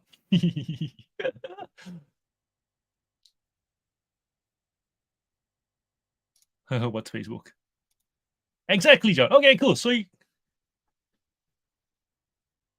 this exactly in relations to the sleep comment? Or the negativity comment? Haha, my Facebook group is positive only because it's not very active. I must say your Instagram is very positive though. I sell games too. Red Dead Redemption on the Switch was a digital download, unfortunately. People will add inflections as they read text and may totally misunderstand. I know, and I think it's prior to having a YouTube channel, I would comment helpful comments that were quite factually based, and I get misunderstood. The moment I had a YouTube channel, suddenly people don't misinterpret my comments as much because there's a bit of cred, a bit of rapport. But it's like that's not everybody can be bothered building rapport. They want to just go into Facebook, post a helpful comment, and just go away. And then they come back to a bunch of notifications like, you don't know what you're talking about. You don't know my circumstances. I come from an autistic family and my children are disabled. Like, no, nobody knows any of that stuff. We were just trying to provide a helpful comment. But it's just lost in the you don't understand. Like, yeah, because it's text-based comments. You don't get the opportunity to type your whole life story, But people don't, I feel like people don't know how to adjust expectations to Facebook just yet, even though it's been around forever. We still get blow-ups based on you don't understand, you don't know my full story because we haven't had the chance. But no one's asking questions either. Yeah. So very active managing kind of thing.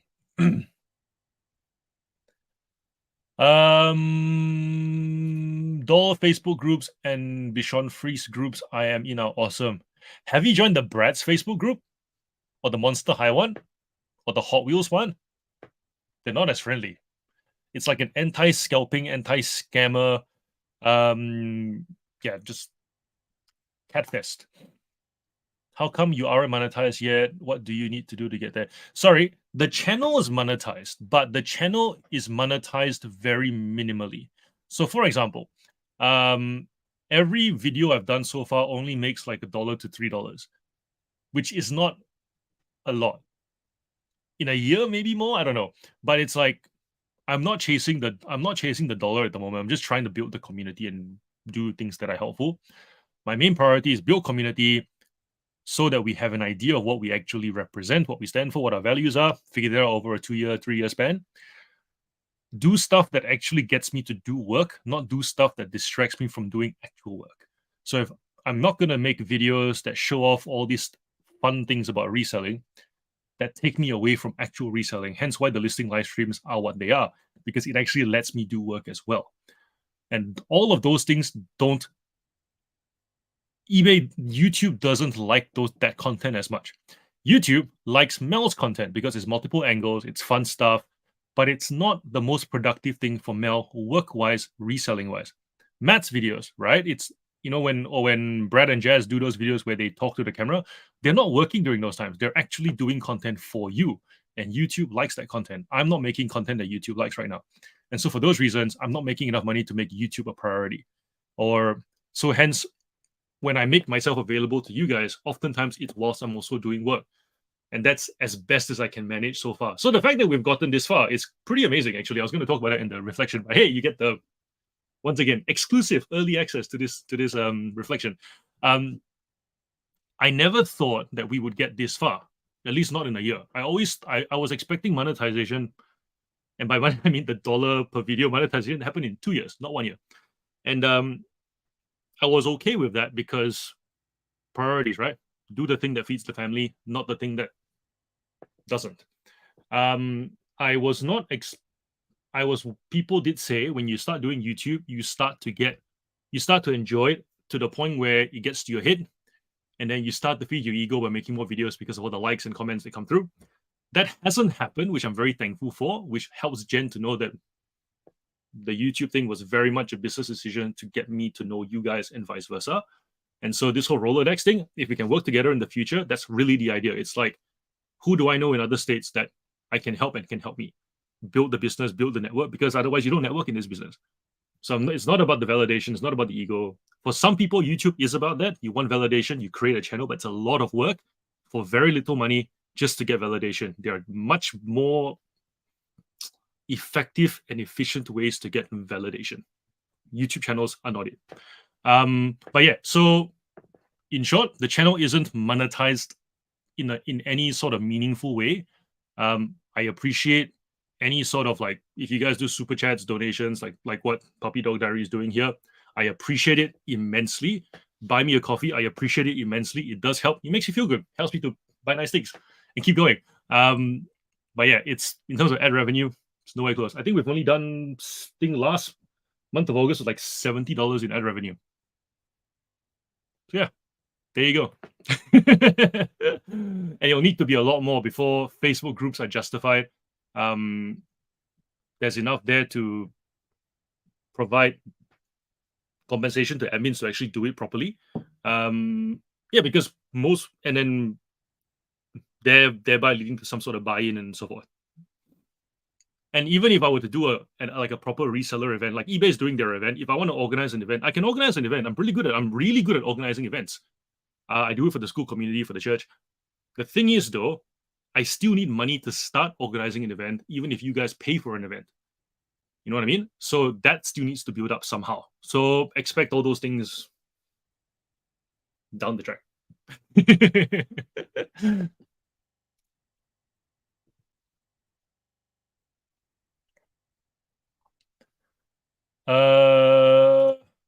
Where are we at? Thanks for another sticker, Puppy Dog. Mandy. 30 done tonight. I'm off for an hour or so of gaming. Big day planned tomorrow. Enjoy. You deserve it. I dread the day I die because right now no one knows exactly what I'm doing other than selling with eBay. I've told Jen, I'm like, if I die tomorrow, which I hope it doesn't happen, like, please do not garage sale my stuff. Go and contact these reseller friends that you've now met, and they will know what to do with the stuff, and they will hopefully not shaft you on price and at least pay you costs so that at least you get our money back, and then they can go make the profit or take over the stores.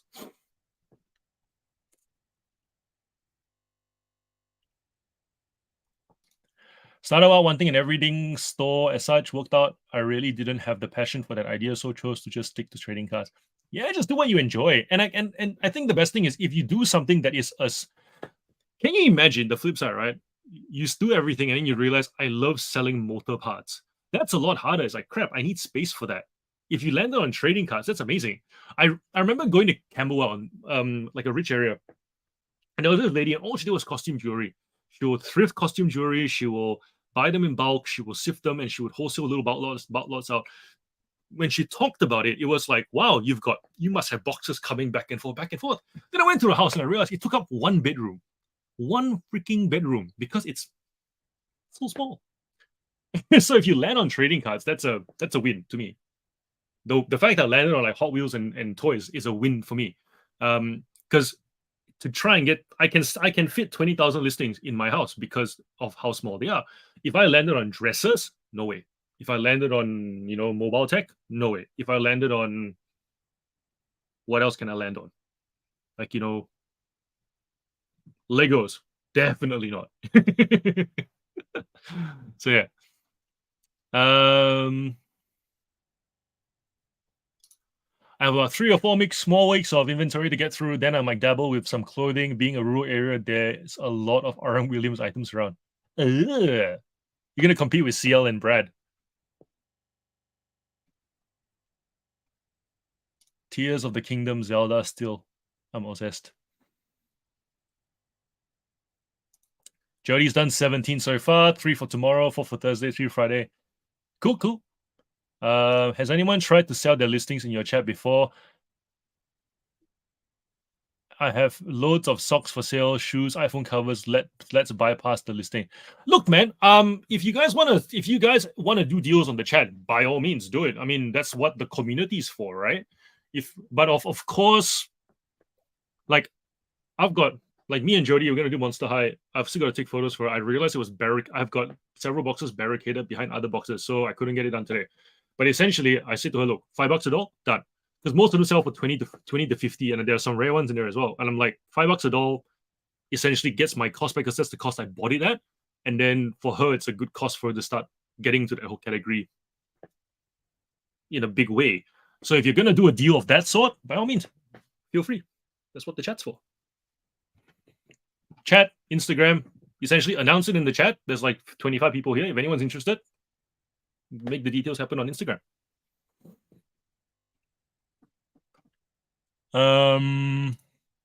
Update from the start of these live streams started with just over 11,000 of stock listed. Now I have 16,300. So this is working. And I'm not very disciplined. Yeah.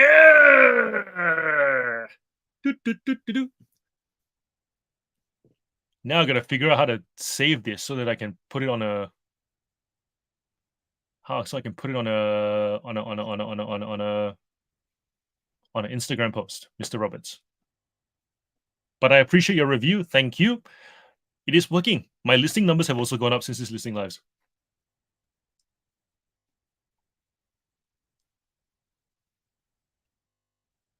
Great idea. I have heaps of books, DVDs, and teddies.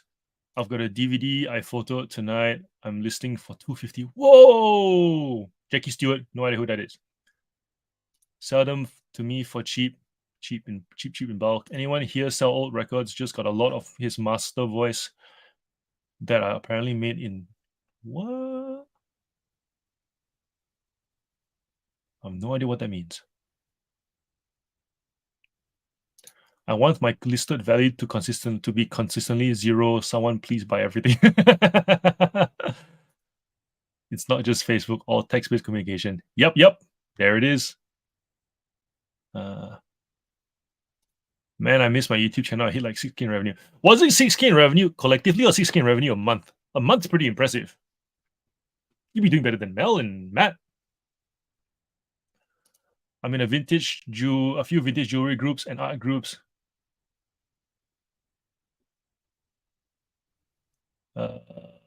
YouTube would help me. Yeah, it's definitely how we're networking. Like I've made so many friends, and it's funny, right? It's only been a year, and you know when Mel was saying I went to the States, I stayed with people, people I've met through YouTube.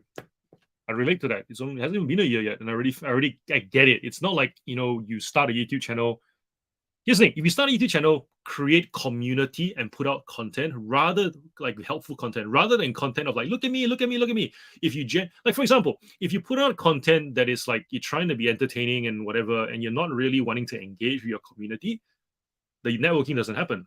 I've always been about the networking and always been about YouTube being this ongoing resume of mine, rather than just being stuck working on my own. And then after that, if one day in the future I decide to go and meet people, it's like, who are you? No idea who you are.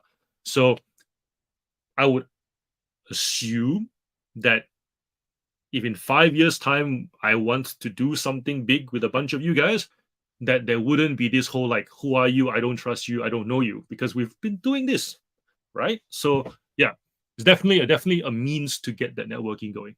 For those of you guys who are thinking of doing YouTube, because I think so here's the thing: before starting a channel, this is one of the things I was going to mention in the 1 year recap as well. Before starting a channel, when people say you should document your journey, imposter syndrome says don't do it, because what do you have to offer that is worth sharing? And that's the thing that stops most people. Conversely, if you start the channel and just share, people eventually come around you, because firstly, it's brave to share, then rather than not. Secondly, everyone's curious, because everyone, as much as we like to think everyone's the same, we all know we're different. So therefore, there's a bit of a curiosity just on that metric alone. And if you if you allow yourself to network and get to know people, you're documenting to build your profile. It's not about you showing off what you know. It's literally just, this is me. This is also me. So over the year, you've learned that I sell toys. You've learned that I do it out of my house. You learned that I've got a wife and 2 kids. You've learned that I've had a vasectomy. You've learned that I would take a colonoscopy any day now so that I can have that 15 minutes of gorgeous sleep. You know that I have no shame eating in front of a camera, though at the start I did. You get the idea, right? So that's that building of a profile. So if that's all done in a year, what would next year be? Who knows? I'm not a psychopath. You'll never find that out, because it's not real.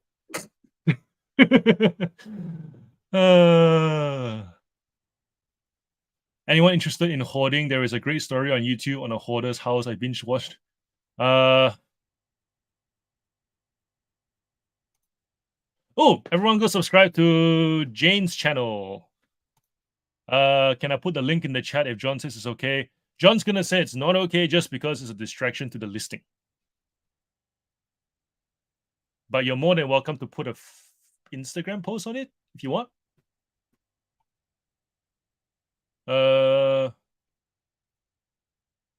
Everyone wants to know why Toby shut down his channel.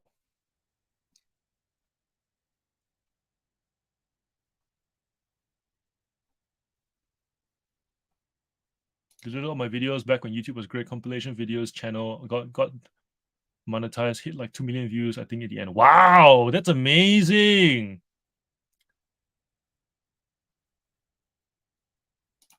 Jody nearly stayed in Vancouver. I've been to Vancouver. Love it. Love Vancouver. I always say if Melbourne doesn't work out, Vancouver will be where I'll be.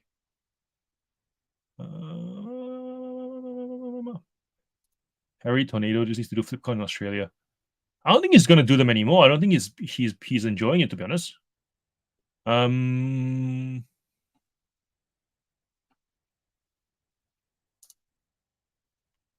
Saskatchewan.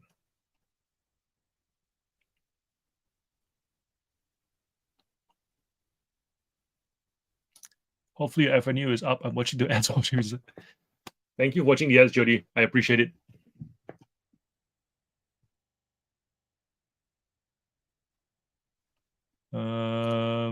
Latest, Jane. Thanks for joining in.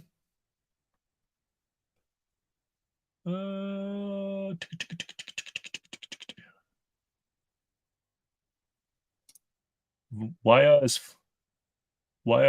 I'm freelance and at my day job 3 to 4 days a week for a couple of months, 4 months, so I'm listing very low numbers to get by. Makes sense. Thanks, Jody.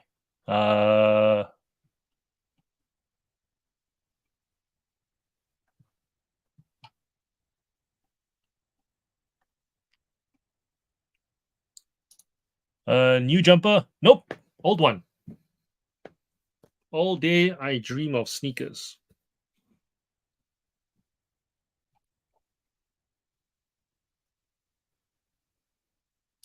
Night, Mr. Roberts. And that's the chat. I need a toilet break. I've drank so much water. And then start another timer.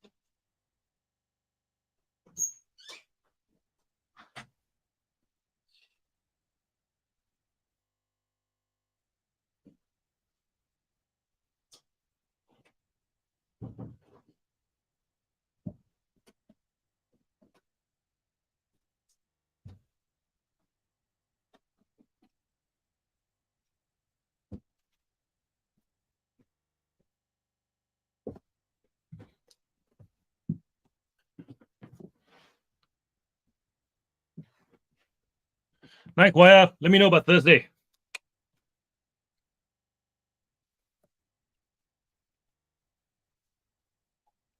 All right, more listing. Let's go.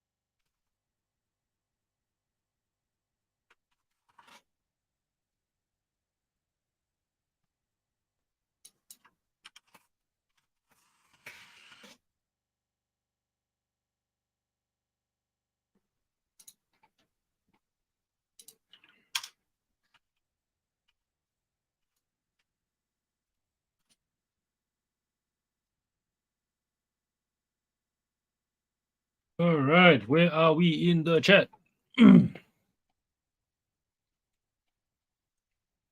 Antiseptic wipes. With a couple minutes to go, looks like a no sale day. Send a couple of offers throughout the day.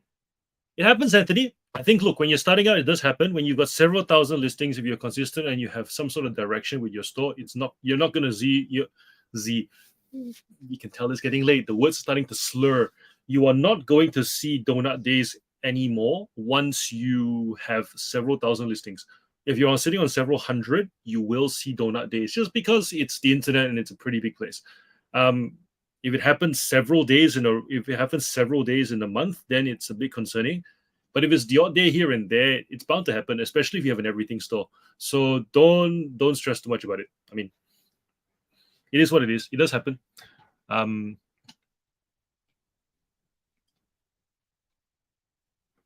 Jody, today was my first donut day. Yep, it happens. It happens. Paul, I had one a few days ago. Yep, first in ages. See, even when you have replenishables, lots of items, it does happen. I still haven't had a donut day. I haven't had a donut day in years, actually, probably a couple of years now. But also because my items are quite affordable. You can think about it this way. Jewelry stores have donut days all the time, just because it's not a need. It's an item of want. It's the buy-in is very expensive. You know, this shows you how long it's been since I bought jewelry. Michael Hill, Zamos, I don't even know if those brands are still valid or not. But you've got Goldmark, you got those places that have cheap jewelry that will sell items every day. Smiggle sells items every day. Like Smiggle doesn't see a donut day because their cheapest item is like $5, right? But a BMW dealership sees donut days regularly. So if you look at it from that point of view, donut days require context to understand. If you're selling everything, you're essentially got a little bit of something for a very big market, in which case, if that big market doesn't really want that little thing that you have, that little portion of inventory that you have, that's your donut day, right?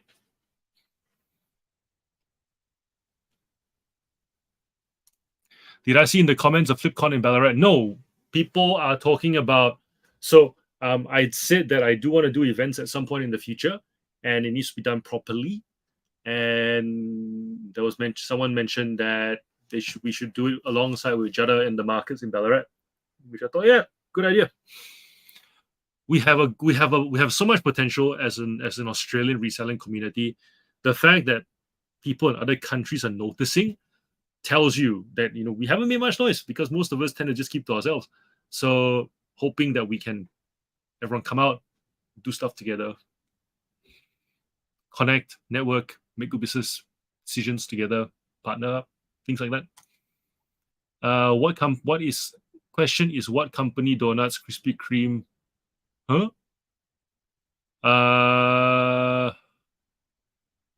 There used to be a donut place near here that closed down because they didn't manage it very well.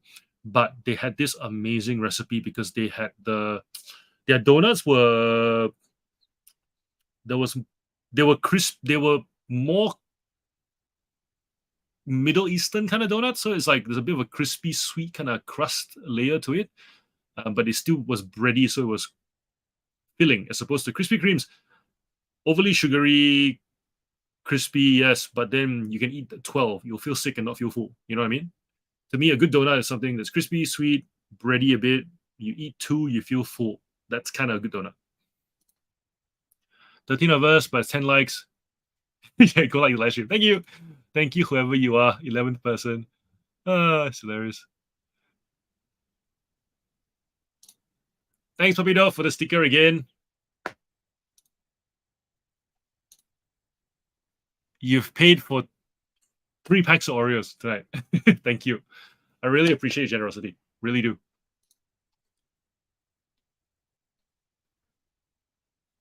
In some live streams, they dance every time someone donates like a super sticker or a super chat. What would you like to see me do for when you get when someone donates when someone does like a super chat? Let me know. Give me some ideas. I pluck a hair out of my head every time someone donates money. That would be interesting. Or not. Just painful. Adam's here. When did you come in? Still no Gigi. Hopefully her weekend went to plan. I didn't recall seeing anything from her since Friday. I just messaged her to ask how she's going actually. And she was active 7 minutes ago, but hasn't replied my message. Maybe she'll pop in. No, the G has not entered the room tonight. Donut day. Oh, donut day, 0 days. Yeah, so when there's no sales.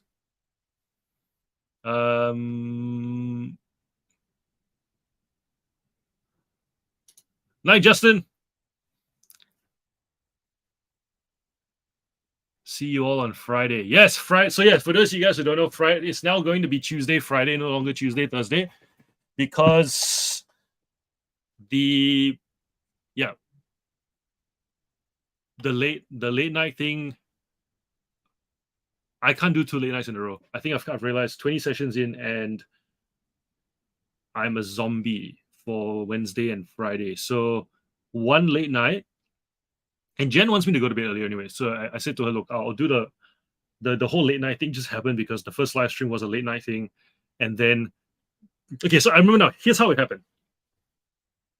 The first live stream was, so the first live stream was a midnight session. And then Matilda thought that it would just be like, do it, see who turns up. And people ended up turning up. And then we realized, crap, a lot of you guys are up at night. But then we realized, actually, not that surprising because most of you do this at night anyways, especially if you're part-time. And then so that's how the night thing happened. 1 listing session a week didn't feel sufficient, hence 2, because I list most nights anyways. But then we also didn't expect people to pop into the live stream at bloody 1 in the morning, which is fine as well. And me being me, decided to go push it to like 2, 3, 4 a.m. in the morning to see how far this thing could go. One, great if you're a trailblazing individual wanting to see where things go. Bad if you're someone with no discipline, right? So Jen eventually said, look, if you've proven out the concept, try and get some sleep because, by the way, if those of you guys who don't know, Jen's a dietitian, she's in health. So she is very much about moderation. So now that we've proven out the concept, the listing works, the listing actually works, the format works, people are saying they're productive, time to find a more appropriate time to do it. And granted, if you want to test out a concept, pick a time slot when no one else is doing anything. So I didn't want to clash with Chris Furlong's Wednesday live streams. I definitely didn't want to clash, to even do it later on the same day. Let it be his night. And everyone, and I think among us Australians, we respect that. Didn't want it to be during the day clashing with Octo. Didn't want it to be on the weekend clashing with Wayno when he does do them. Didn't want to be clashing with Drew. Drew used to do a Thursday morning one as well, like a double shot podcasting. And so, in short, nighttime is free runway because apparently I'm the only one who wants to do this properly at night. Everyone is like, Granny might do some nighttime ones as well, but I don't think it'll be a listening last year. I think it's just a get together and chat. And so we've proven out the concept. We are productive. Now to find a time slot that actually suits more people. And those of you who have been, quote unquote, it's funny calling us OGs because it's only been 20 sessions, but it does feel like we've been through a lot together already. So you OGs are essentially going to be, I figured you guys, if you guys find it productive, you're going to come to the morning sessions anyways, because that's easier for a lot of you than the night sessions. And then if during the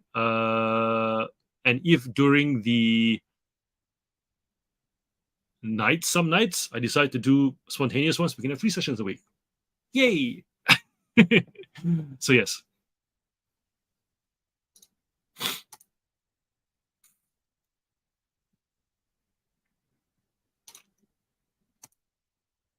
Yeah, Grumpy Granny, just a few hours of chat. She did say that. For those of you guys who haven't seen my short, go see my short. I put in a lot of effort to make that short, actually. Hey! Hello! Welcome, welcome, welcome.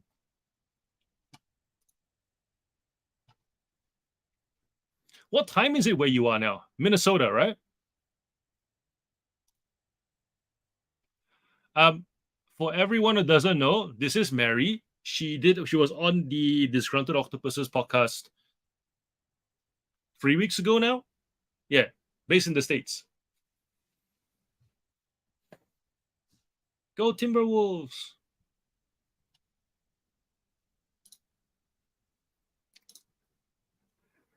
I am well. I am well. We are in the last hour of this listing live stream. So far, going very well. I've had a massage today, and got cupped. So as you can see, nice round dots. I've got I think 12 of them on my back at the moment. Been operating on eggshells, so to speak, not trying to pull any muscles. And then yesterday, I put my son on my shoulders, and we walked around a shopping center. He's 20 kilos, and I really shouldn't have done it, but I did it because I was in the moment and completely regretted it. Came home and tried to sleep, and I could not relax. And so, yeah, thankfully, one of the better masseuses, just lives down the road. So essentially, just message her, "Hey, Grace, I need to go see you," and she'd be like, "Done." So yeah, all the best for your treatments, Mary. Hope it's how do you well wish someone for treatments? Hope it's good treatment. Hope it's a productive treatment. Hope it's enjoyable is probably not the best word, is it? Hope it goes well. Is that how? Hope it goes well.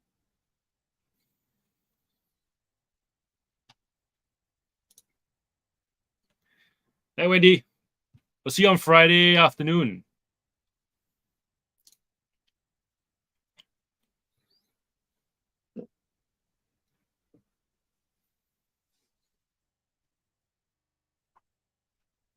Hope it doesn't hurt. Yes. Hope it doesn't hurt. That's a great one. Yes. Hope it doesn't hurt. Oh. Um.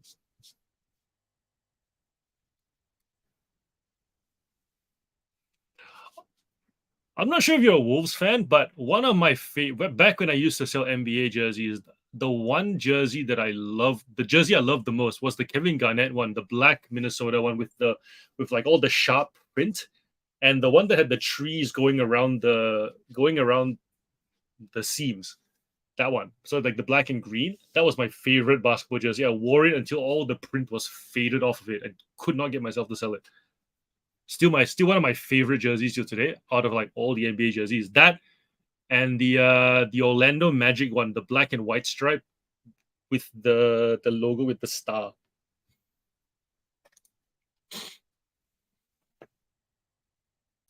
The only way you can get that Minnesota jersey now is if you buy like a Mitchell and Ness one, but it's like the material's heavy and it doesn't feel right and it chafes.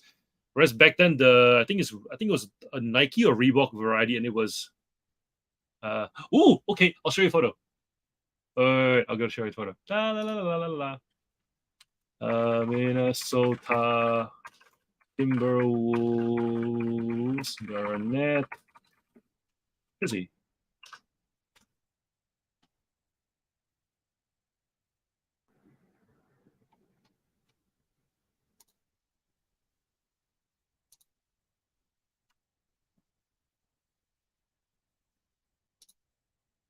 All right, found it.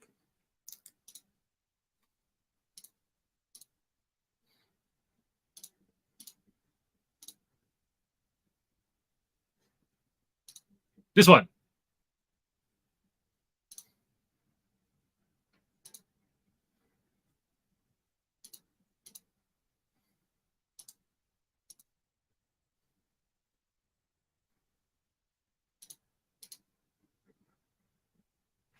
Yeah, so this one was my favorite jersey ever. And I wore it out until it was super faded.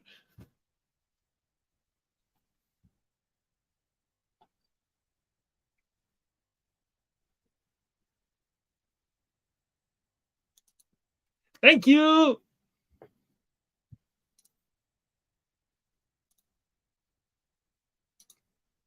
And this is why we do YouTube, to connect with people all around the world and find jerseys that we cannot find locally. Like real talk, I actually used to ship jerseys from the States to Melbourne, and then not even through eBay. It was like through classifieds, Gumtree. Um, the bank I worked at had a classifieds page. I used to list them, and then people would contact me what jerseys you got. I'd send them photos. I'd tell them which one I had, and I just pop it in the internal mail.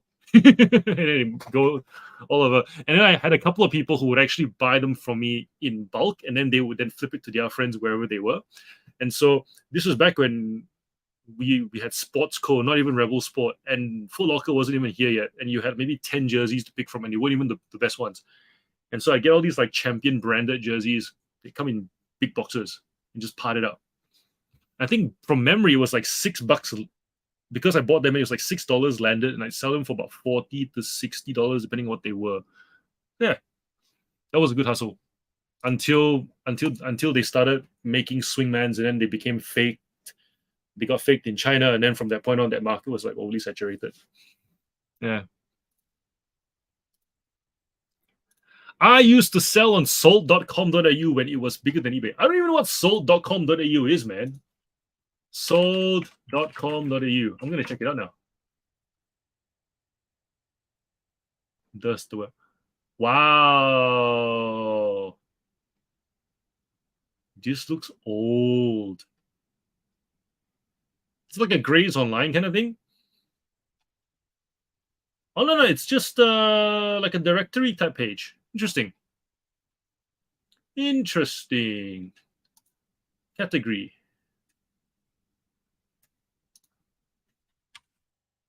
I'm just going to type in Nike. What comes up?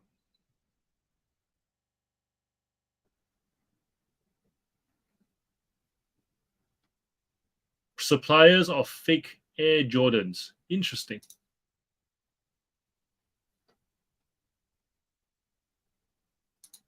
It takes you to a, so it's like a directory to put websites to sell things. Right. That's cool.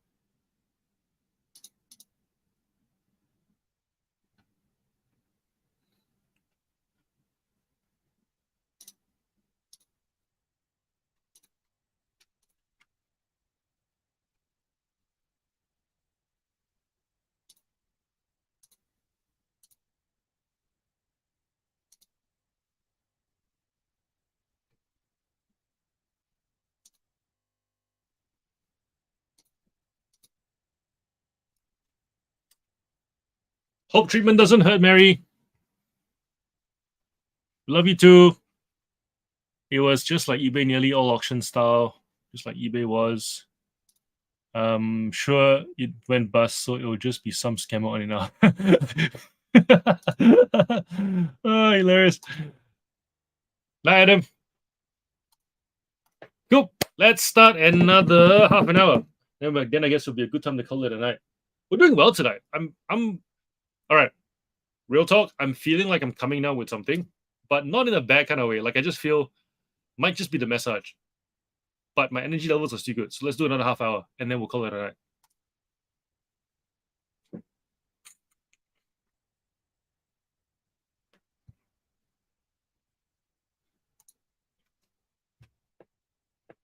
Ooh.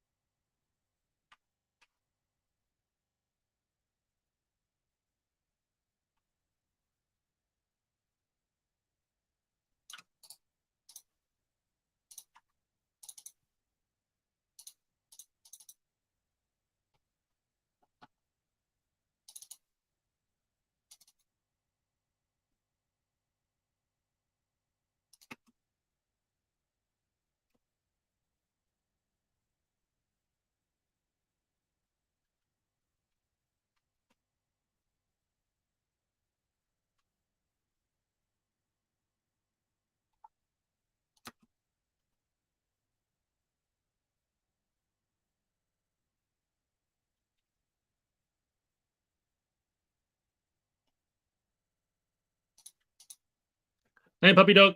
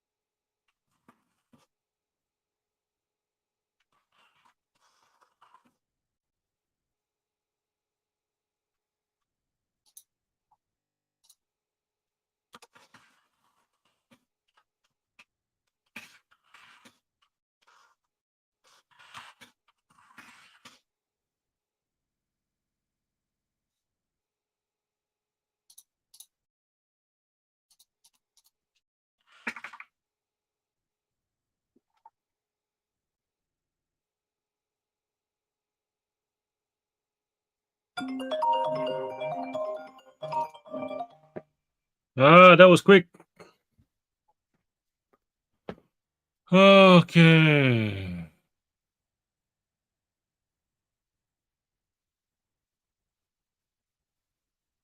Hi, Chris. Worked in a video store 30 years ago. I didn't like horror movies. I wish I brought them then to see how much they would sell for now. Lots of things we wish we bought that we didn't buy. Ain't that the story of our lives?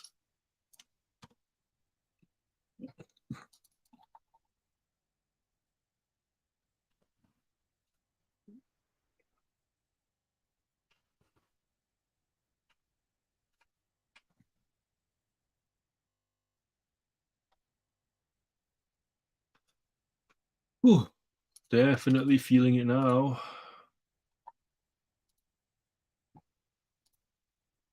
We still have 10 here. Who is here? Let me know. Let me know who is still here.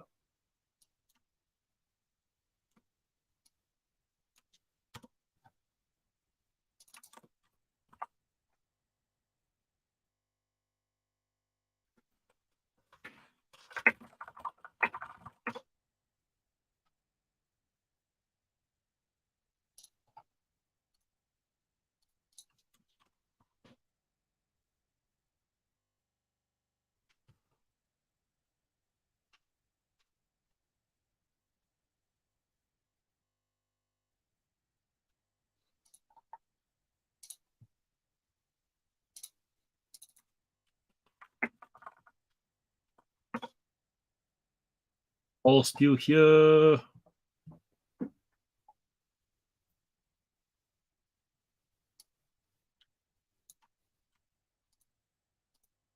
Who else is still here? Let me know in the chat.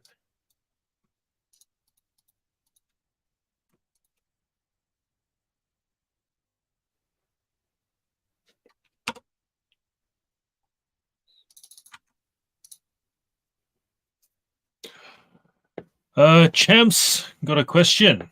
With bleh, with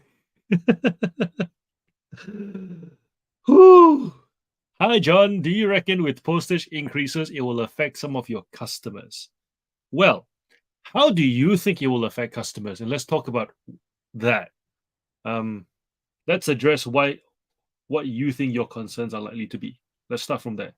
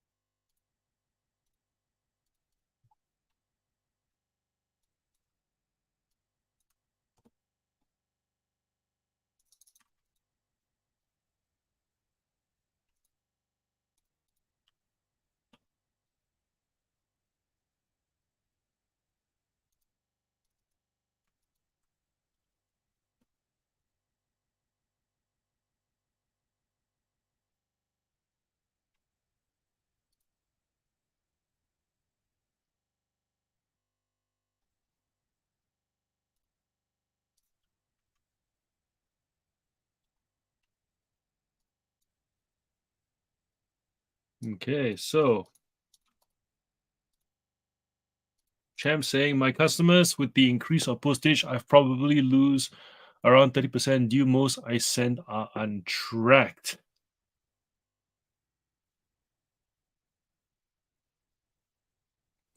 I find postage to be an interesting one because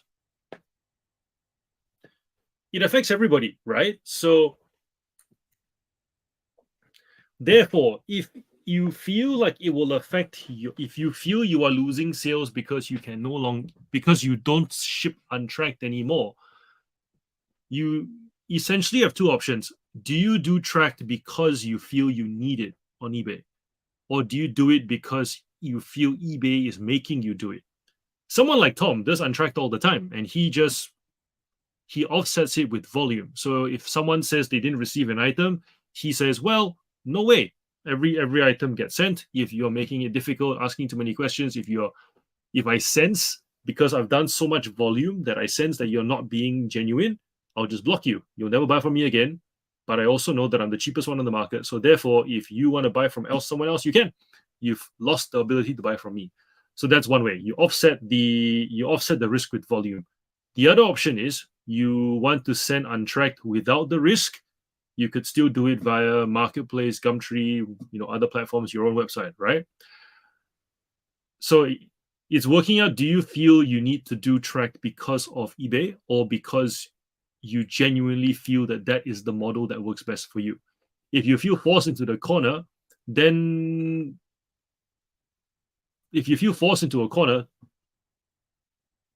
ask yourself whether you really like being on the platform to begin with, because postage affects everybody on the platform. For me, I'll send a $2 item tracked. Like I send $4 Hot Wheels cars tracked. So if you're saying that you will only do tracked for over $20, why is that? Why is that? And if there is a way for you to send, and if it has to do with margins, third option, buy better, because the postage thing really is out of your control. So if you feel that it's affecting your sales, you have to figure out how to make those sales back, right? Everybody finds themselves in this position, and it's not. I think focusing on the saying I like that I've learned early on in my business journey is that resourcefulness is about how you use your resourcefulness, not about how much resource you have. Essentially saying, as a business owner, it's about how creative you can be. If you're not able to make something happen whilst others can, it comes down to, are you less creative or are you less connected? If you are less creative, then working on creativity comes down to coming to a group like this, having a conversation about how you can make it happen, because you're essentially crowdsourcing that creativity.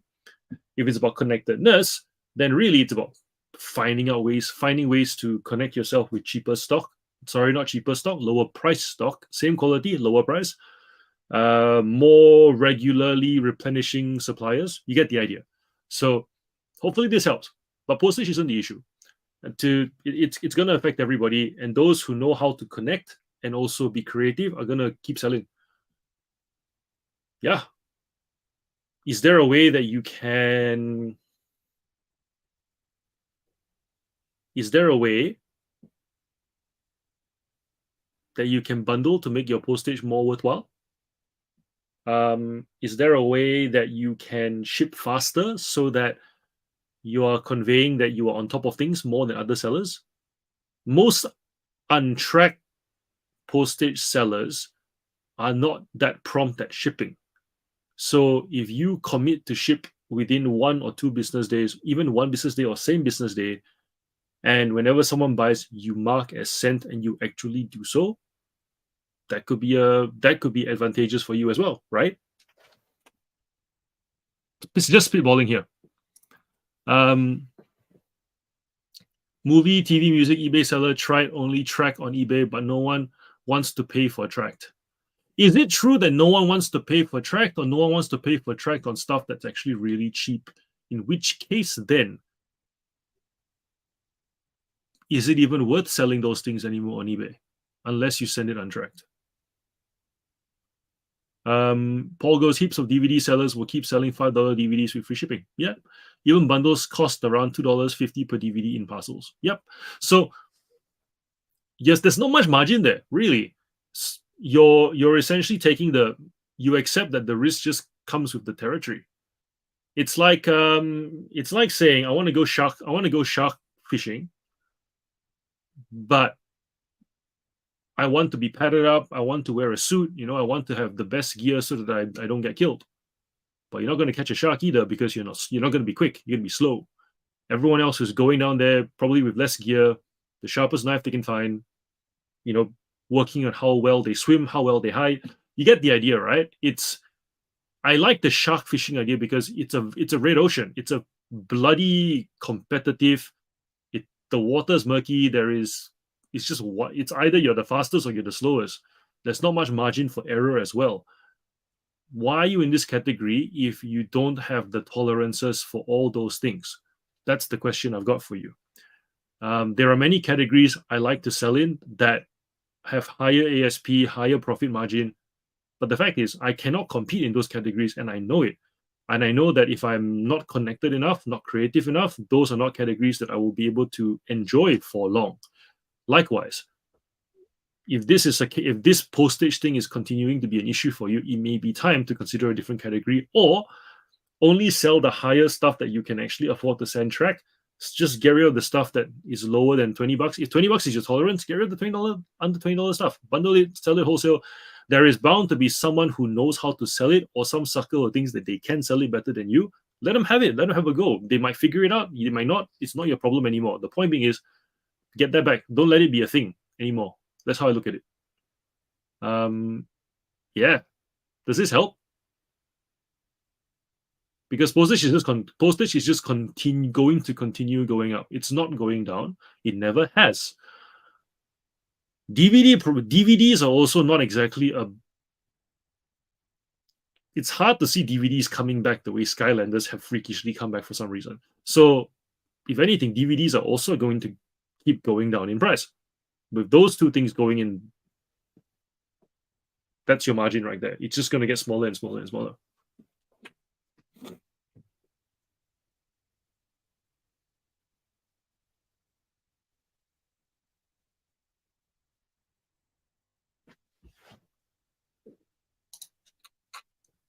Jody says, Champs, I take photos of the ones I sent on track and have my first dispute that they didn't get it. I send them a photo with the postmarks on it to let you know how it goes. Jody, that doesn't actually help. And the reason why is because just because you sent it doesn't mean it arrived. And that's the thing. The reason why tracking works is because it's able to provide evidence that it has been delivered. So just because you send it doesn't mean it will arrive. Of course, you can go back and forth with the buyer and say, hey, I'm sure if I send you an insurance bill, you'll get it, right? You can be sarcastic about it. You can be firm about it. But at the end of the day, there's no evidence that it has arrived. So eBay will always cite the buyer unless the buyer has a history of trying to get free stuff, in which case if they are abusive, if they're coming across and their feedback is such that they appear dodgy, then eBay might side with you. But for the most part, if there's no evidence, eBay's not going to side with you. So all that is just, once again, objectively speaking, it's decreasing margin category, additional effort to defend the decreasing margin category, extra effort being you're taking photos, you're talking back and forth. Why? You know what I mean? Conversely, do a category that has increasing profit, less effort. The tracking speaks for itself. eBay says if it's delivered, they'll cover for you. Why give yourself more work for less money when you can give yourself less work for more money, right?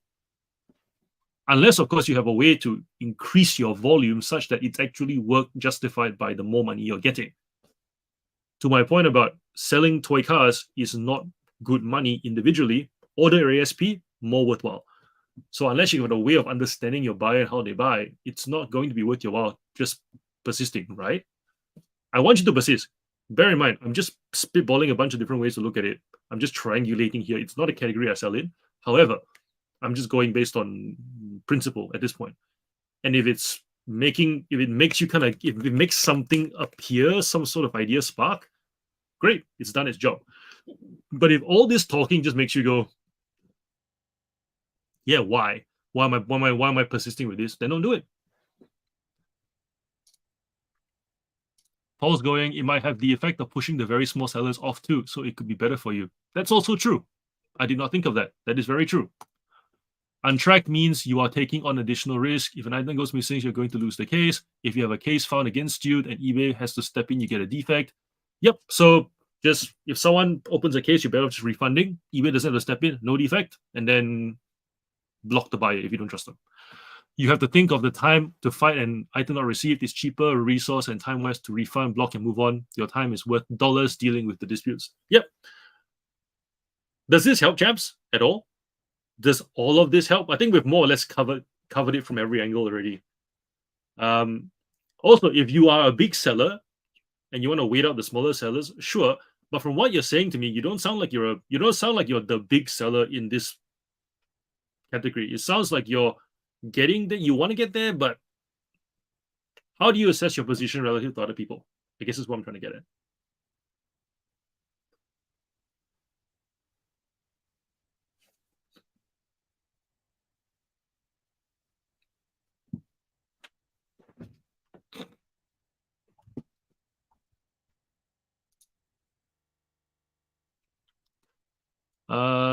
It's hard to change categories due to how much stock I have in media being selling off cheaper ones for months. I think the next price increase I'll have to change it up.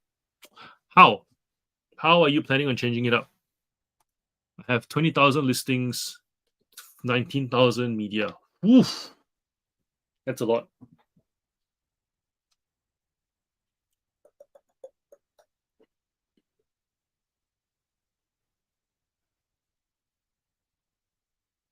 What's the ratio of high value versus the stuff that's sent untracked? That'll give us an idea of what we can do next.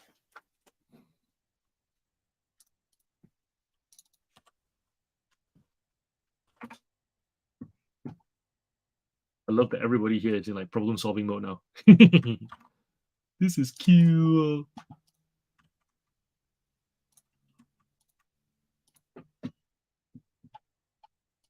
Physical DVD isn't going to last forever. You have to start the pivot now. I'm in the same boat, and in my head, I'm thinking, shit.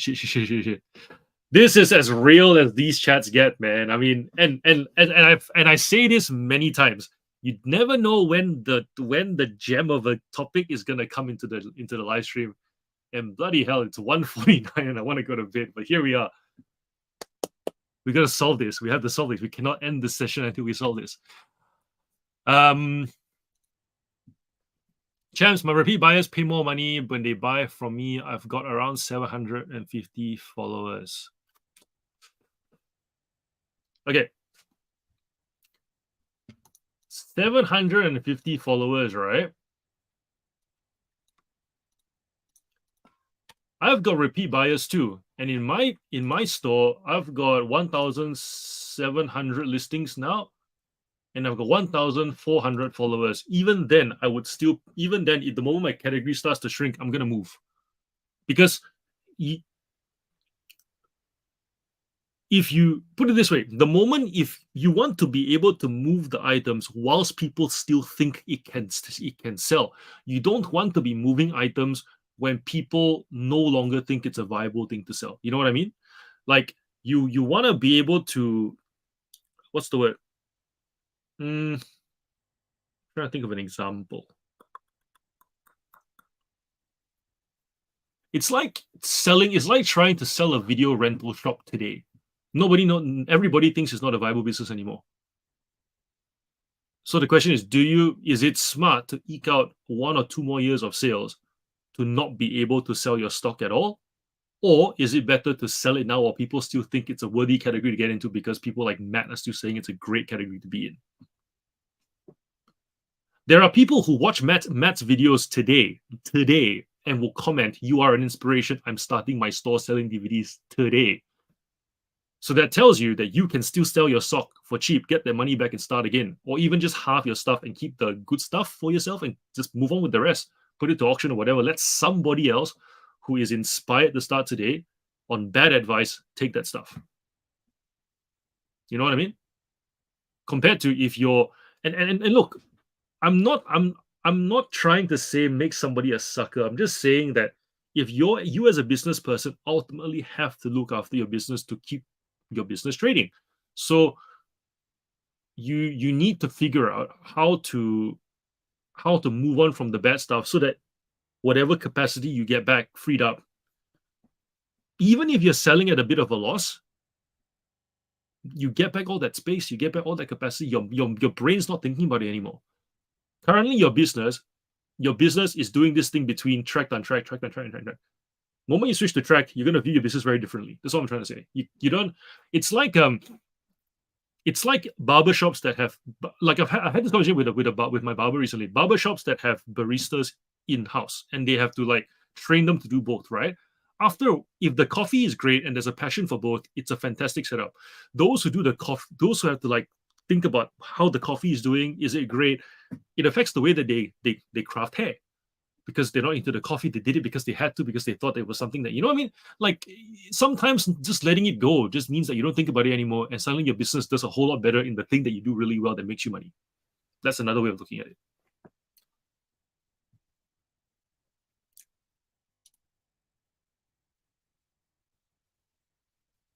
Are they mostly free shipped? Yes, except international. As this rod working physical media will become rarer and therefore more valuable, I can see dealing in physical media being viable for the rest of my life. Yes, and no.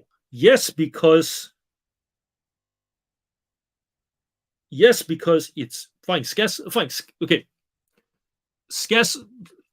I'm gonna disagree with you, Jake, just because I feel like scarcity doesn't give things value. You know, scarcity and utility give things value. So unless something has so for example, right? If there is a, if there's a, if a DVD can be displayed in a collection, the utility of it being physically, pretty, whatever, printed covers, you get the idea, right? Fits in a space, decor, utility. You need a place, you need a machine to be able to read it, utility. If there is neither utility because no one wants to watch it, no one wants to display it, then then the scarcity doesn't give it any value. Those two things must align. So likewise, you think about all the different media types that we don't play with anymore, your cassette tapes, your vinyls and stuff, right? Not all of it is valuable just because it's scarce.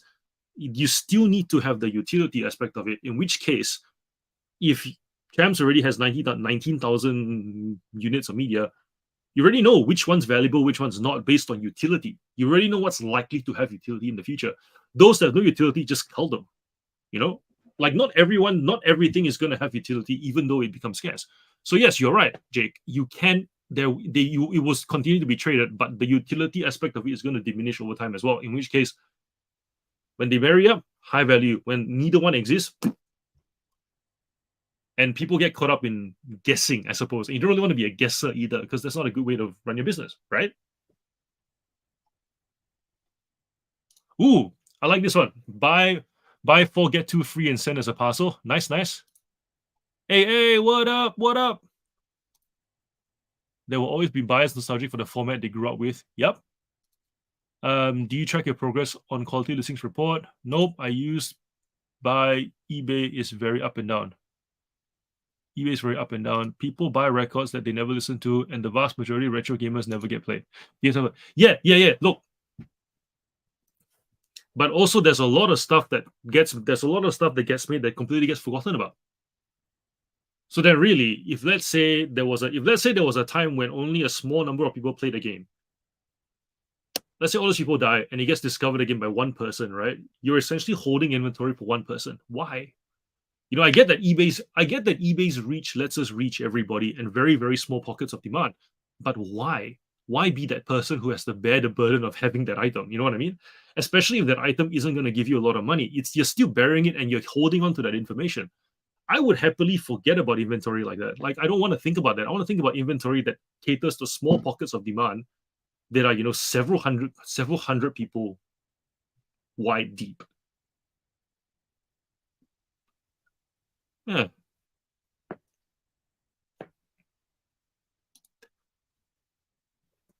I collect movies because I'm into home theater, sell off all the DVDs to move to Blu-ray and 4K. There you go. So I think when everything is digital, people will increasingly review all things physical. Still a general statement. I agree. I agree with the assessment, which is why I love selling toy cars, because no matter how it is, a hologram of a car does not compare to touching an actual toy car. there's something about that 4-dimensional thing that never goes away. I completely agree with you. However, there are many different ways. Okay, I think here's another thing, another way of looking at it. When Mattel makes this car, right? This is a common colorway. Okay, this is the Fast and the Furious car. I think Dom drives this in one of the movies. They've made, I think, like 6 versions of this car. One of the wheels, like, they've changed the wheels, they've changed the color slightly, but really it's the same red car. If you ran them all on a Hot Wheels track, you would not tell the difference whilst they're moving. That's how different. Like, some of them have detailed headlights. Like, some of them, right, the headlights will be detailed. Some of them, no detail on the headlights. Some of them, like that, the two, like the silver bits here that anchor the bonnet are not there. Some of them have tail lights, some don't have tail lights, right? But it's the same bloody car. So when you think about nostalgia, I only need one. It doesn't matter which one I have, right? When I think about, I want to complete and if I want to think about what why would somebody want to buy this car specifically, there really isn't a good reason. There really isn't. Unless somebody likes to have the front headlights instead of the back headlights. But the point being is, there are many versions of this that meet the need for the nostalgia, and meet the need for the utility. So I'm not going to price this item and hang on to this item as if this is the only option there is. So I think with media, it's the same. It's like, sure, there are many physical representations of media that will help you do the nostalgic thing. But as far as using it as the media is intended, my son borrows DVDs from school. I got nowhere to play it. I tell him to go to his grandparents' house to play it. Even then, right, I don't think that player is going to be there for another few more years. You know what I mean? Forget about Blu-ray. Like literally, I don't think I have a place to play a disc in my family. My parents' place is like the last place I have that I can put a disc in.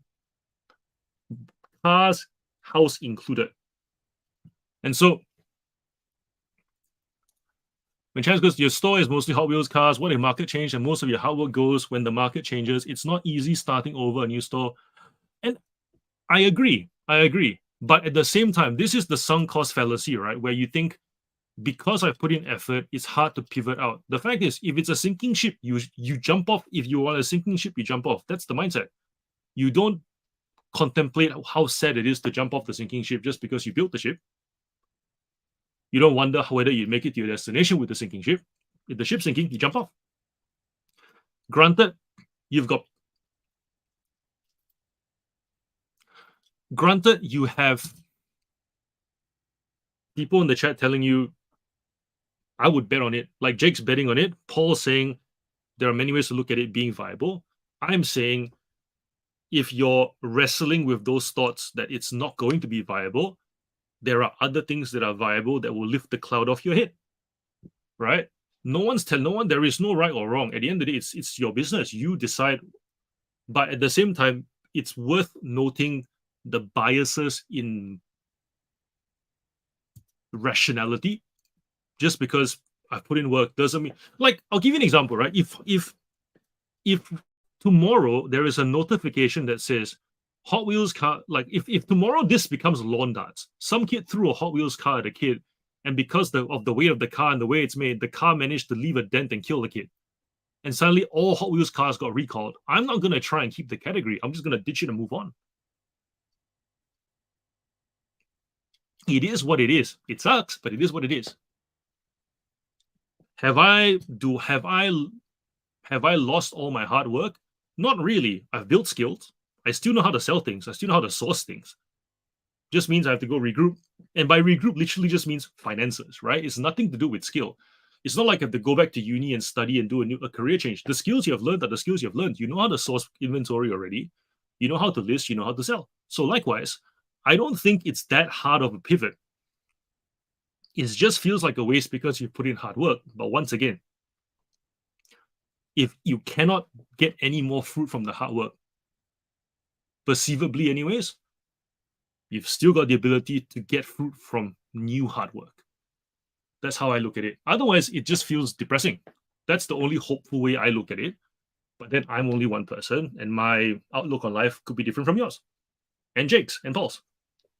This is a great discussion. And Rob, this is a great discussion. I was not expecting us to go down this rabbit hole, but we have. You cannot rationalize collecting as having any utility, though. I think you can. I think you if you look at it from a visual point of view, just like how people like feet pics and people like boobs and ass, visual representation is a utility. You know, some people like to look at sneakers on a 45-degree angle. So therefore, if I look at this Chevelle, I think this is a Chevelle, yeah. The reason why I bought this particular Chevelle is because the headlights are detailed. I don't care for taillights. I love headlights. So the only reason I bought this particular one is because the headlights are detailed. So when I display my cars, I like to look at the headlights. I think that's a utility. So therefore, if out of the 6 cars that I made, only one has a detailed headlight, and this one becomes the more expensive one, I'll still pay for it. That's how I link. I need to link it up somehow. I can't just go, there's no rationality to collecting. People will buy for emotional reasons, because it just makes it all hopeful, and you can't base decision making on that in a business. I feel I need to link it. If I cannot link it, I'm not going to go down that path. Yeah. Think of movie theaters. They're struggling, trying to reinvent themselves in immersive experiences. However, consumers are being driven towards an on-demand lifestyle. Jump to devil's advocate. I mean, that's it, right? Like, I mean, I don't want to. Can you? Let me just say something. I'm very glad that in 23 listing live stream sessions, we've gotten to a point where we are all comfortable enough to speak our minds. Like, none of us are here going, yeah, mate, you'll be all right, she'll be all right. Like, there is no she'll be all right in this chat at all. We're all trying our very best to provide every possible perspective so that you're not left in the dark, I suppose. Because okay, here's something, right? We used to buy baby clothes from clearance outlets. Okay, we used to pick them up really, really cheap, and used to make a lot of money. And then what happened was, our sales went from like $7,000 a month to like $3,000 a month in that store. And we're like, wait, why? And guess what? Somebody managed to go directly to the manufacturer and get all the clearance stuff that comes from the clearance outlet. So therefore, we were going to like the clearance outlets that we knew. They were getting every clearance outlet stuff sent to them once they were done with it. And they were selling at half our prices. Surprise, surprise, right? So at the end of the day, when we looked at it, we're like, why are we still selling, or why are we still making sales? Because international buyers couldn't get the stuff. We were the only one shipping internationally. They were not. But just one player that managed to get a connection, our sales halved. So then do we continue? Do we go, well, we've already listed? No, we bundled out all the stuff that we knew we knew instinctively, all right, within our store, above this line, sought after internationally, keep it. We've got the band 5 discount, we'll make more money. Below this line, just bundle it, put it back on marketplace, sell it at cost. No point it taking up space. Sure, we've taken the photos. And by the way, I flat lay these photos. So therefore, I'm on the ground, on my knees taking these photos, right? Very easy to say, I put in the effort. Let's just wait for it to sell. Hopefully that big guy runs out of stock, and then someone will come and find out. The fact is, it wasn't in demand to begin with. It was in demand because we were the only ones selling it. By the end of the day, once that person came in, no way. So moved on, get the space back, only source specifically, and then the way that we got our sales back up to about that 6K a month range. And by the way, I do listings for that store maybe once every 2 weeks, and we source like once a month. So it's not a high maintenance store by any means, but we know international buyers, repeat buyers. So how do you then reconcile what you have as strengths of your business with what you have as a strength personally to put it together to make the business work? Repeat buyers, yep. Where are they? Internationally. What do they look for? Certain franchises. Done. We'll find those items, list it, sell it. We have the eye to find those items, whereas the big player doesn't have the eye for the items. They'll just take anything because the cost justifies it. Two different business models, both can coexist. So we're not insisting on playing in that middle ground. I'm like, fine, I'll distance myself from you. I can still make my money here. You know what I mean? People in the future will collect DVDs even without a DVD player, and even without displaying them, they'll chuck them into crates in the garage like collectors nowadays.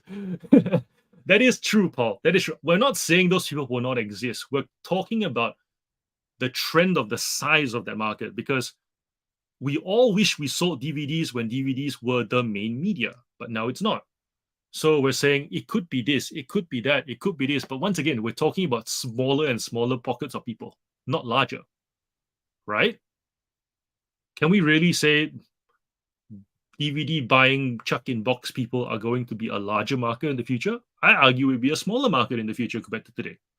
So then it'll be a case of, can you outlast to be one of the smaller handful of sellers who still continue to sell? So maybe the ratio works in your favor.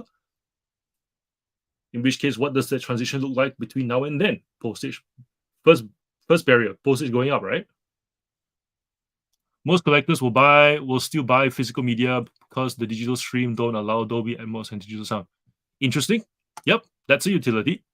How many of these physical media enthusiasts actually exist who actually respect the product? That's a good point, though, Rob. That's a very good point. People will need to accumulate crap because advertising and marketing exists. Knowing that helps me sleep. All right, champs. I think where we're at is, if you feel like the market is going to, if you feel like the market will shrink, but you're able to make that transition, stay. If you feel like the market the market is going to grow, stay, add more effort. If you feel like the market is going to shrink and you don't want to put in the effort to hang on, let it go.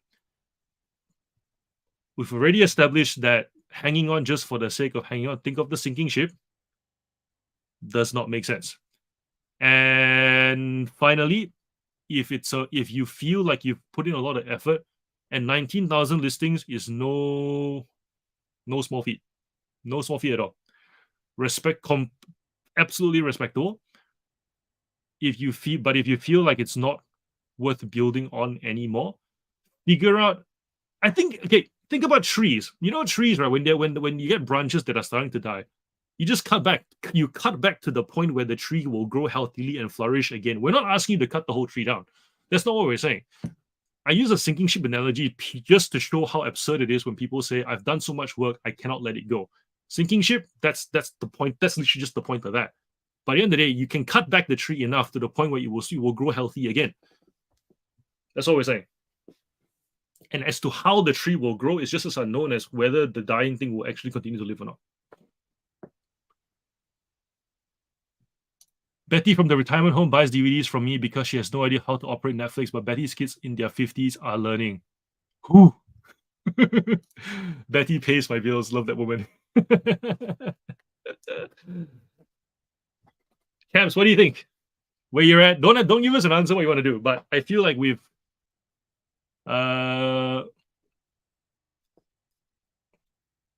covered a lot. I think we've covered a lot.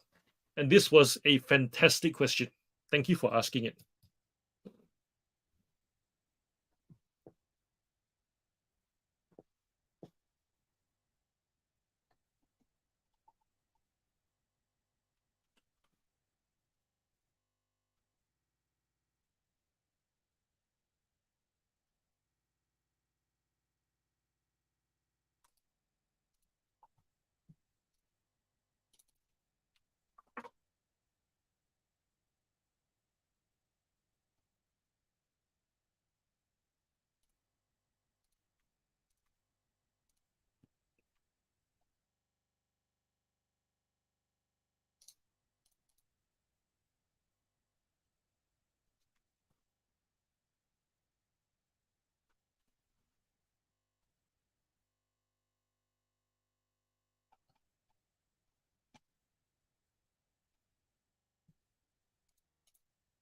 A lot to think of.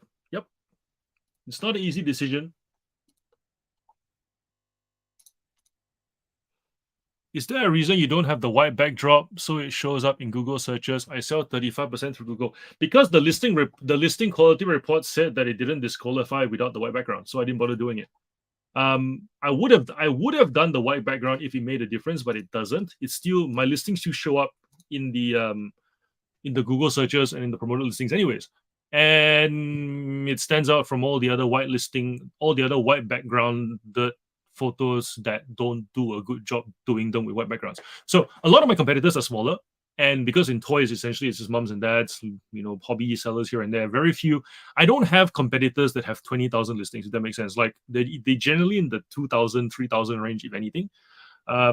Because Hot Wheels essentially people who have 5,000-10,000 listings are all new Hot Wheels. No one's taking 5,000 used car photos. So what I find is that if I do a white background photo, my photo looks good, but it looks bad because there are other photos that have lots of white shadows in them. So the frame, the way that the search shows, sets up the buyer to just look at them really like shadowy photos. Because you'll see like people mucking around with flash and it just doesn't look great. So then I just decided to create this whole new format with like a table in the background. That way it's more of a branding exercise, I suppose. But then I've also noticed other people are copying me now. But that's what you get, I suppose, for being one of the largest sellers in your category. Google Quality Listing Report hasn't disqualified them from being listed on Google. So until it does, we'll keep it, I guess. But yeah.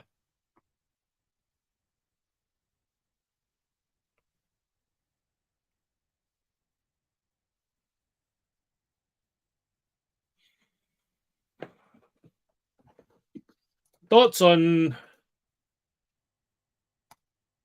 eBay introduction video to listings? I haven't gotten it to work. Every time I upload a video, it doesn't want to load, and I can't figure out why. So until it becomes more straightforward, I'm not gonna do it. If anybody has actually done video on listings and made it work, let me know. I can't seem to get it to work. Every time I do it, it says they're gonna approve it, then after that, it just doesn't. The goat for Thomas the Tank Engine. Thanks, dude. Not something I publicize, but yes, I do have the largest store selling Thomas trains in Australia. There you go. Everybody now knows. Maybe try for yourself to search specific listings. I have.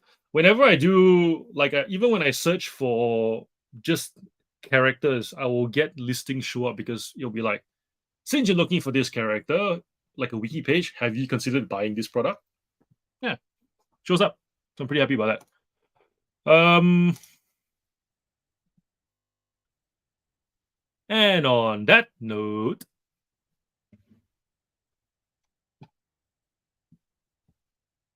I use vids to demonstrate audio electronics functioning to weed out scammers or partial refund fishes. Great. Have you noticed any format parameters for videos that make them actually upload? Because I have not been able to get any videos to upload at all. I have no idea why that is.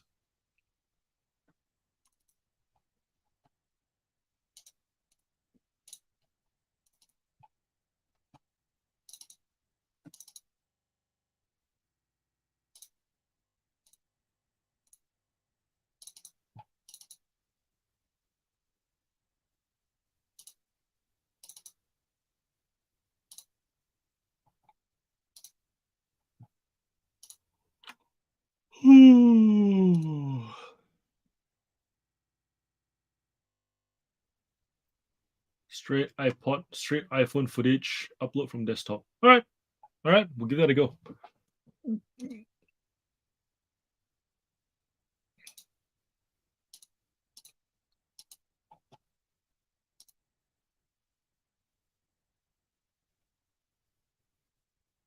And on that note, shall we call it a night?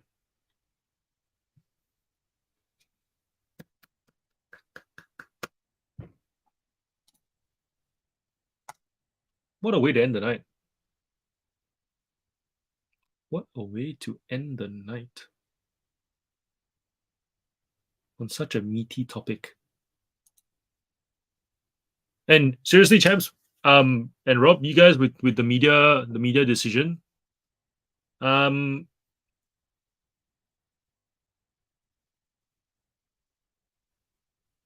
the best making your decisions. All the best with Yeah, where to from here? Because we don't like that, shit kind of feeling.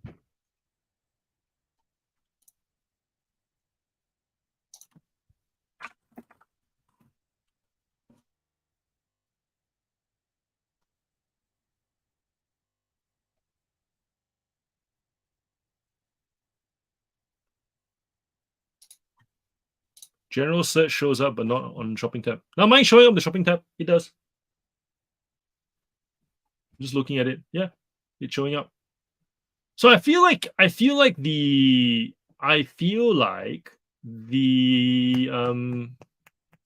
white background thing is very much just a preference. It's not really. It's like how do I put it? I feel like it's in Canva when you do background, if you want to remove the background, if the AI can tell the difference from the item, can tell the item from the background, then it qualifies. It feels like that. So I think if the background is clean, it's okay. If you're putting if I put the Hot Wheels car on grass and there's kids playing in the background, even if it's blurred in the background, then I feel like that wouldn't qualify.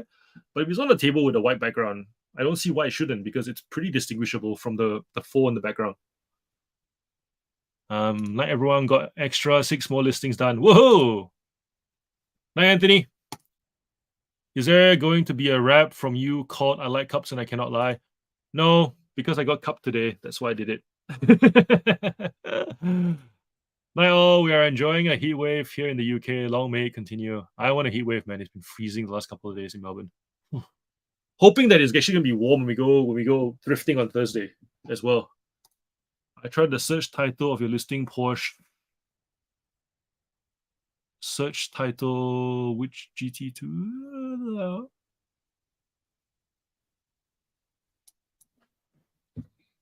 Which one was that one? Porsche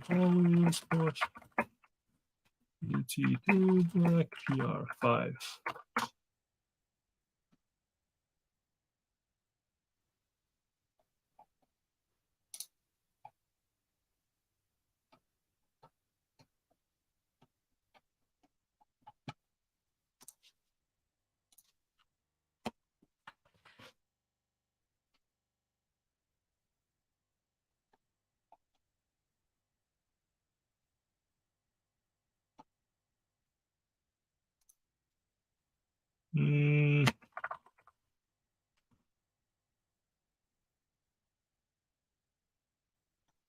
Good point. Let's figure it out. Why is it not coming up?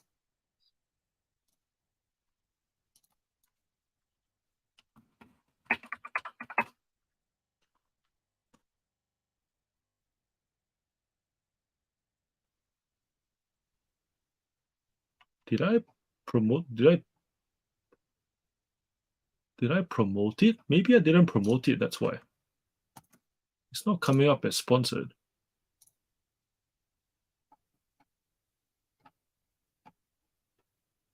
So we have promoted listings turned on.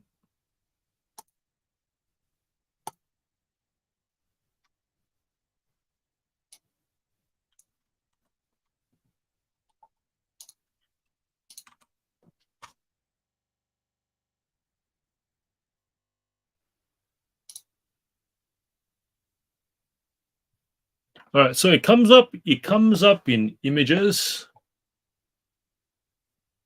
It doesn't come up in shopping.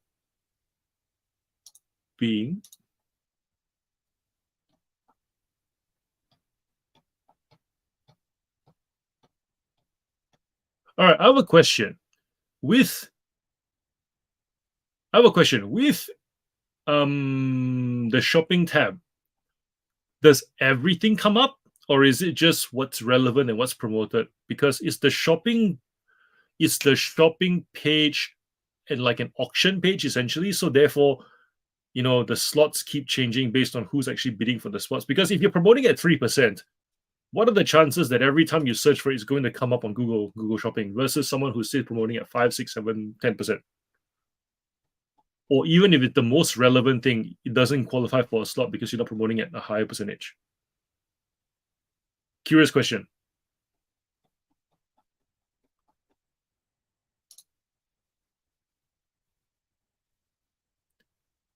Jake saying may not be indexed yet. Let's find an older listing. Let's see.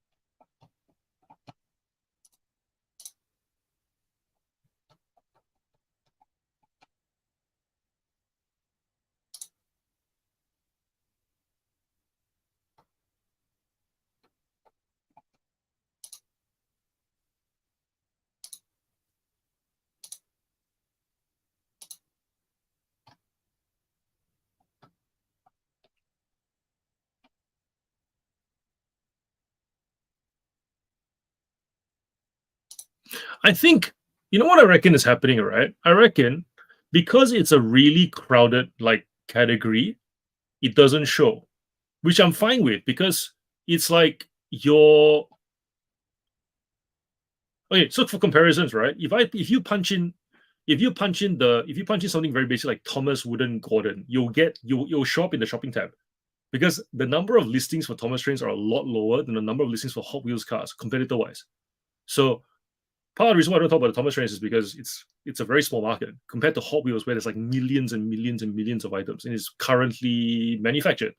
So even when I punch in like any of my titles, right, I'll still get everybody else's bad images as well, with bad backgrounds and good backgrounds. Some on carpet, some on blue, some on red backgrounds. So I feel like it's more because there's just a lot to display, and Google has to show you what it feels is relevant to you. I don't think it has anything to do with the background, because if it had anything to do with the background, actually, you know what? I'll find something based on because if it has to do with the background, then it should apply to everything. But on the smaller niche market stuff, it's not. So if that's the case, then it feels like it's more because of just the amount of data having to put into the screen. Because yeah, that's how I'm interpreting it. Because if you go and type in something like, okay, let me see, find something rarer with the same background.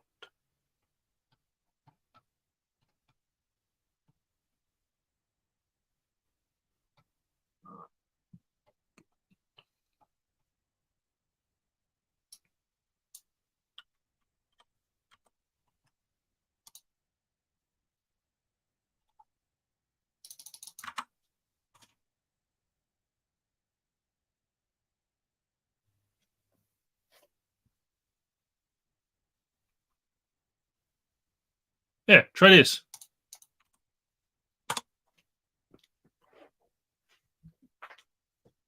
The shopping will show me and my copycat.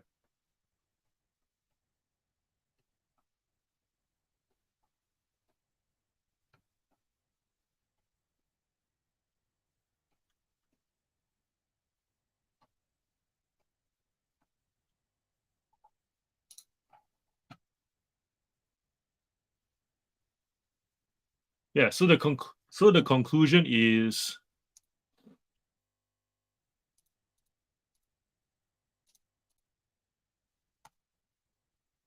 we just crowded.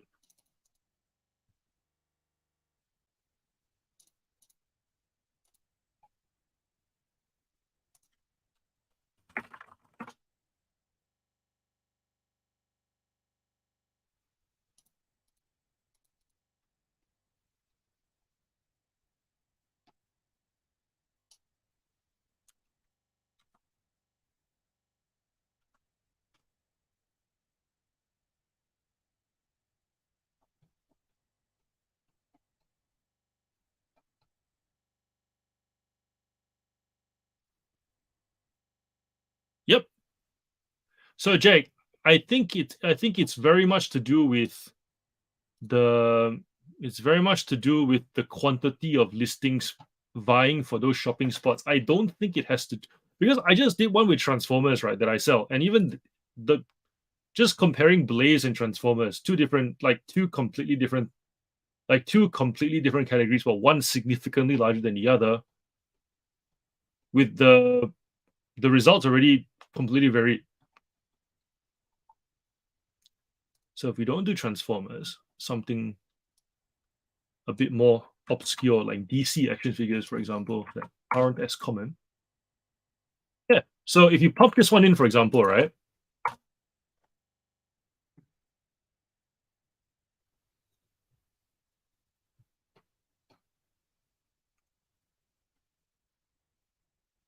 Because there are not that many listings for it or that many people selling it, it shows up, which goes to show that it's not the white background doesn't really matter. The listing quality report is valid, on point. Even like Ben 10, I think Ben 10 is pretty big though. Yeah. So once you put Ben, like you go from DC classics to Ben 10, suddenly you get everything again. Don't even want to try Pokemon figures. What about rare Funko Pops? Goes up. There you go. So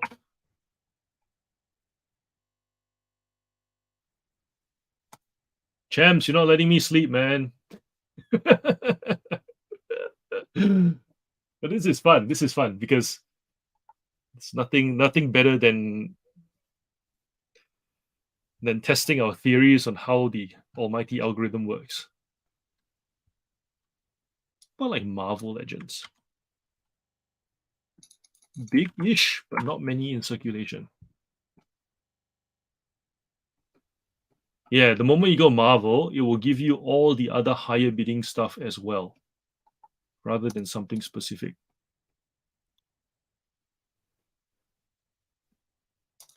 But does this help? I think, yeah, look, I honestly don't think the background matters. I feel like it really comes down to foreground, background. That's really all it is.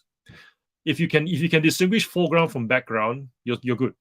If you can't distinguish foreground from background, then it doesn't present it because it's doesn't know what it's selling. So that kind of puts us all at ease. Cool. Cool. Cool. Magoo.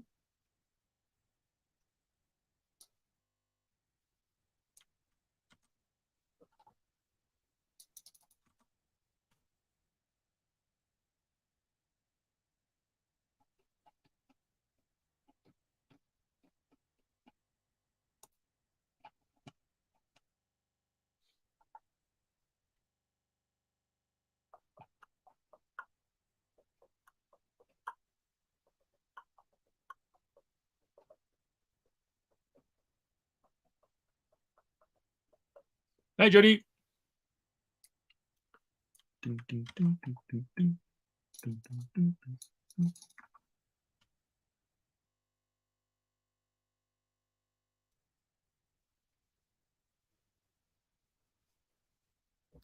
Not just the literally photography style, title, everything. And they live like 10 Ks from where I am. So you can imagine I was not happy about that, but it also means source more aggressively. And they provided like they provide essentially the price. This toy train space is actually very, very small, which is why whenever I tell you guys that new competitors come in, you see the movement in the market. This is that market, because I'm moving like I sell during COVID. I think I was selling like 15K a month in trains, and then it became, once they came in, it became like 10, and then it's like, all right, your pricing is a certain amount. They would undercut my pricing and undercut them, and I move volume and then move to other categories. So I spent 2 years building up this store. At one point, I think the best one we had was like 20 grand. So I understand, and then eventually when I realized that it's like you don't get to the ceiling, you don't get to what's the word, experience the ceiling of a category very often. But in this one, I did. Like we got there, we're like, fine. I was selling 70% of the market, then it became 50%. Pivoted to toy trains, toy cars, action figures. Did some My Little Ponies. baby clothes. So you can always pivot because reselling, the skills are the same. You can always find stuff that you enjoy selling, fits your storage, can ship the same way. So when I say, champs, that you can do something else once you trim the tree back to the point where it can grow healthy again and thrive, speaking from experience, I'm not letting it go. The category is a solid category, but it's not growing. It's not a growing category. And add to it the fact that the manufacturers are also not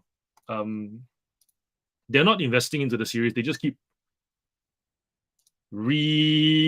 what's the word? Recycling the same shit. So yeah, it's not a budding category either. It's there. I'll make the money. I've got the most stock more or less, but also pivoting out of it gradually.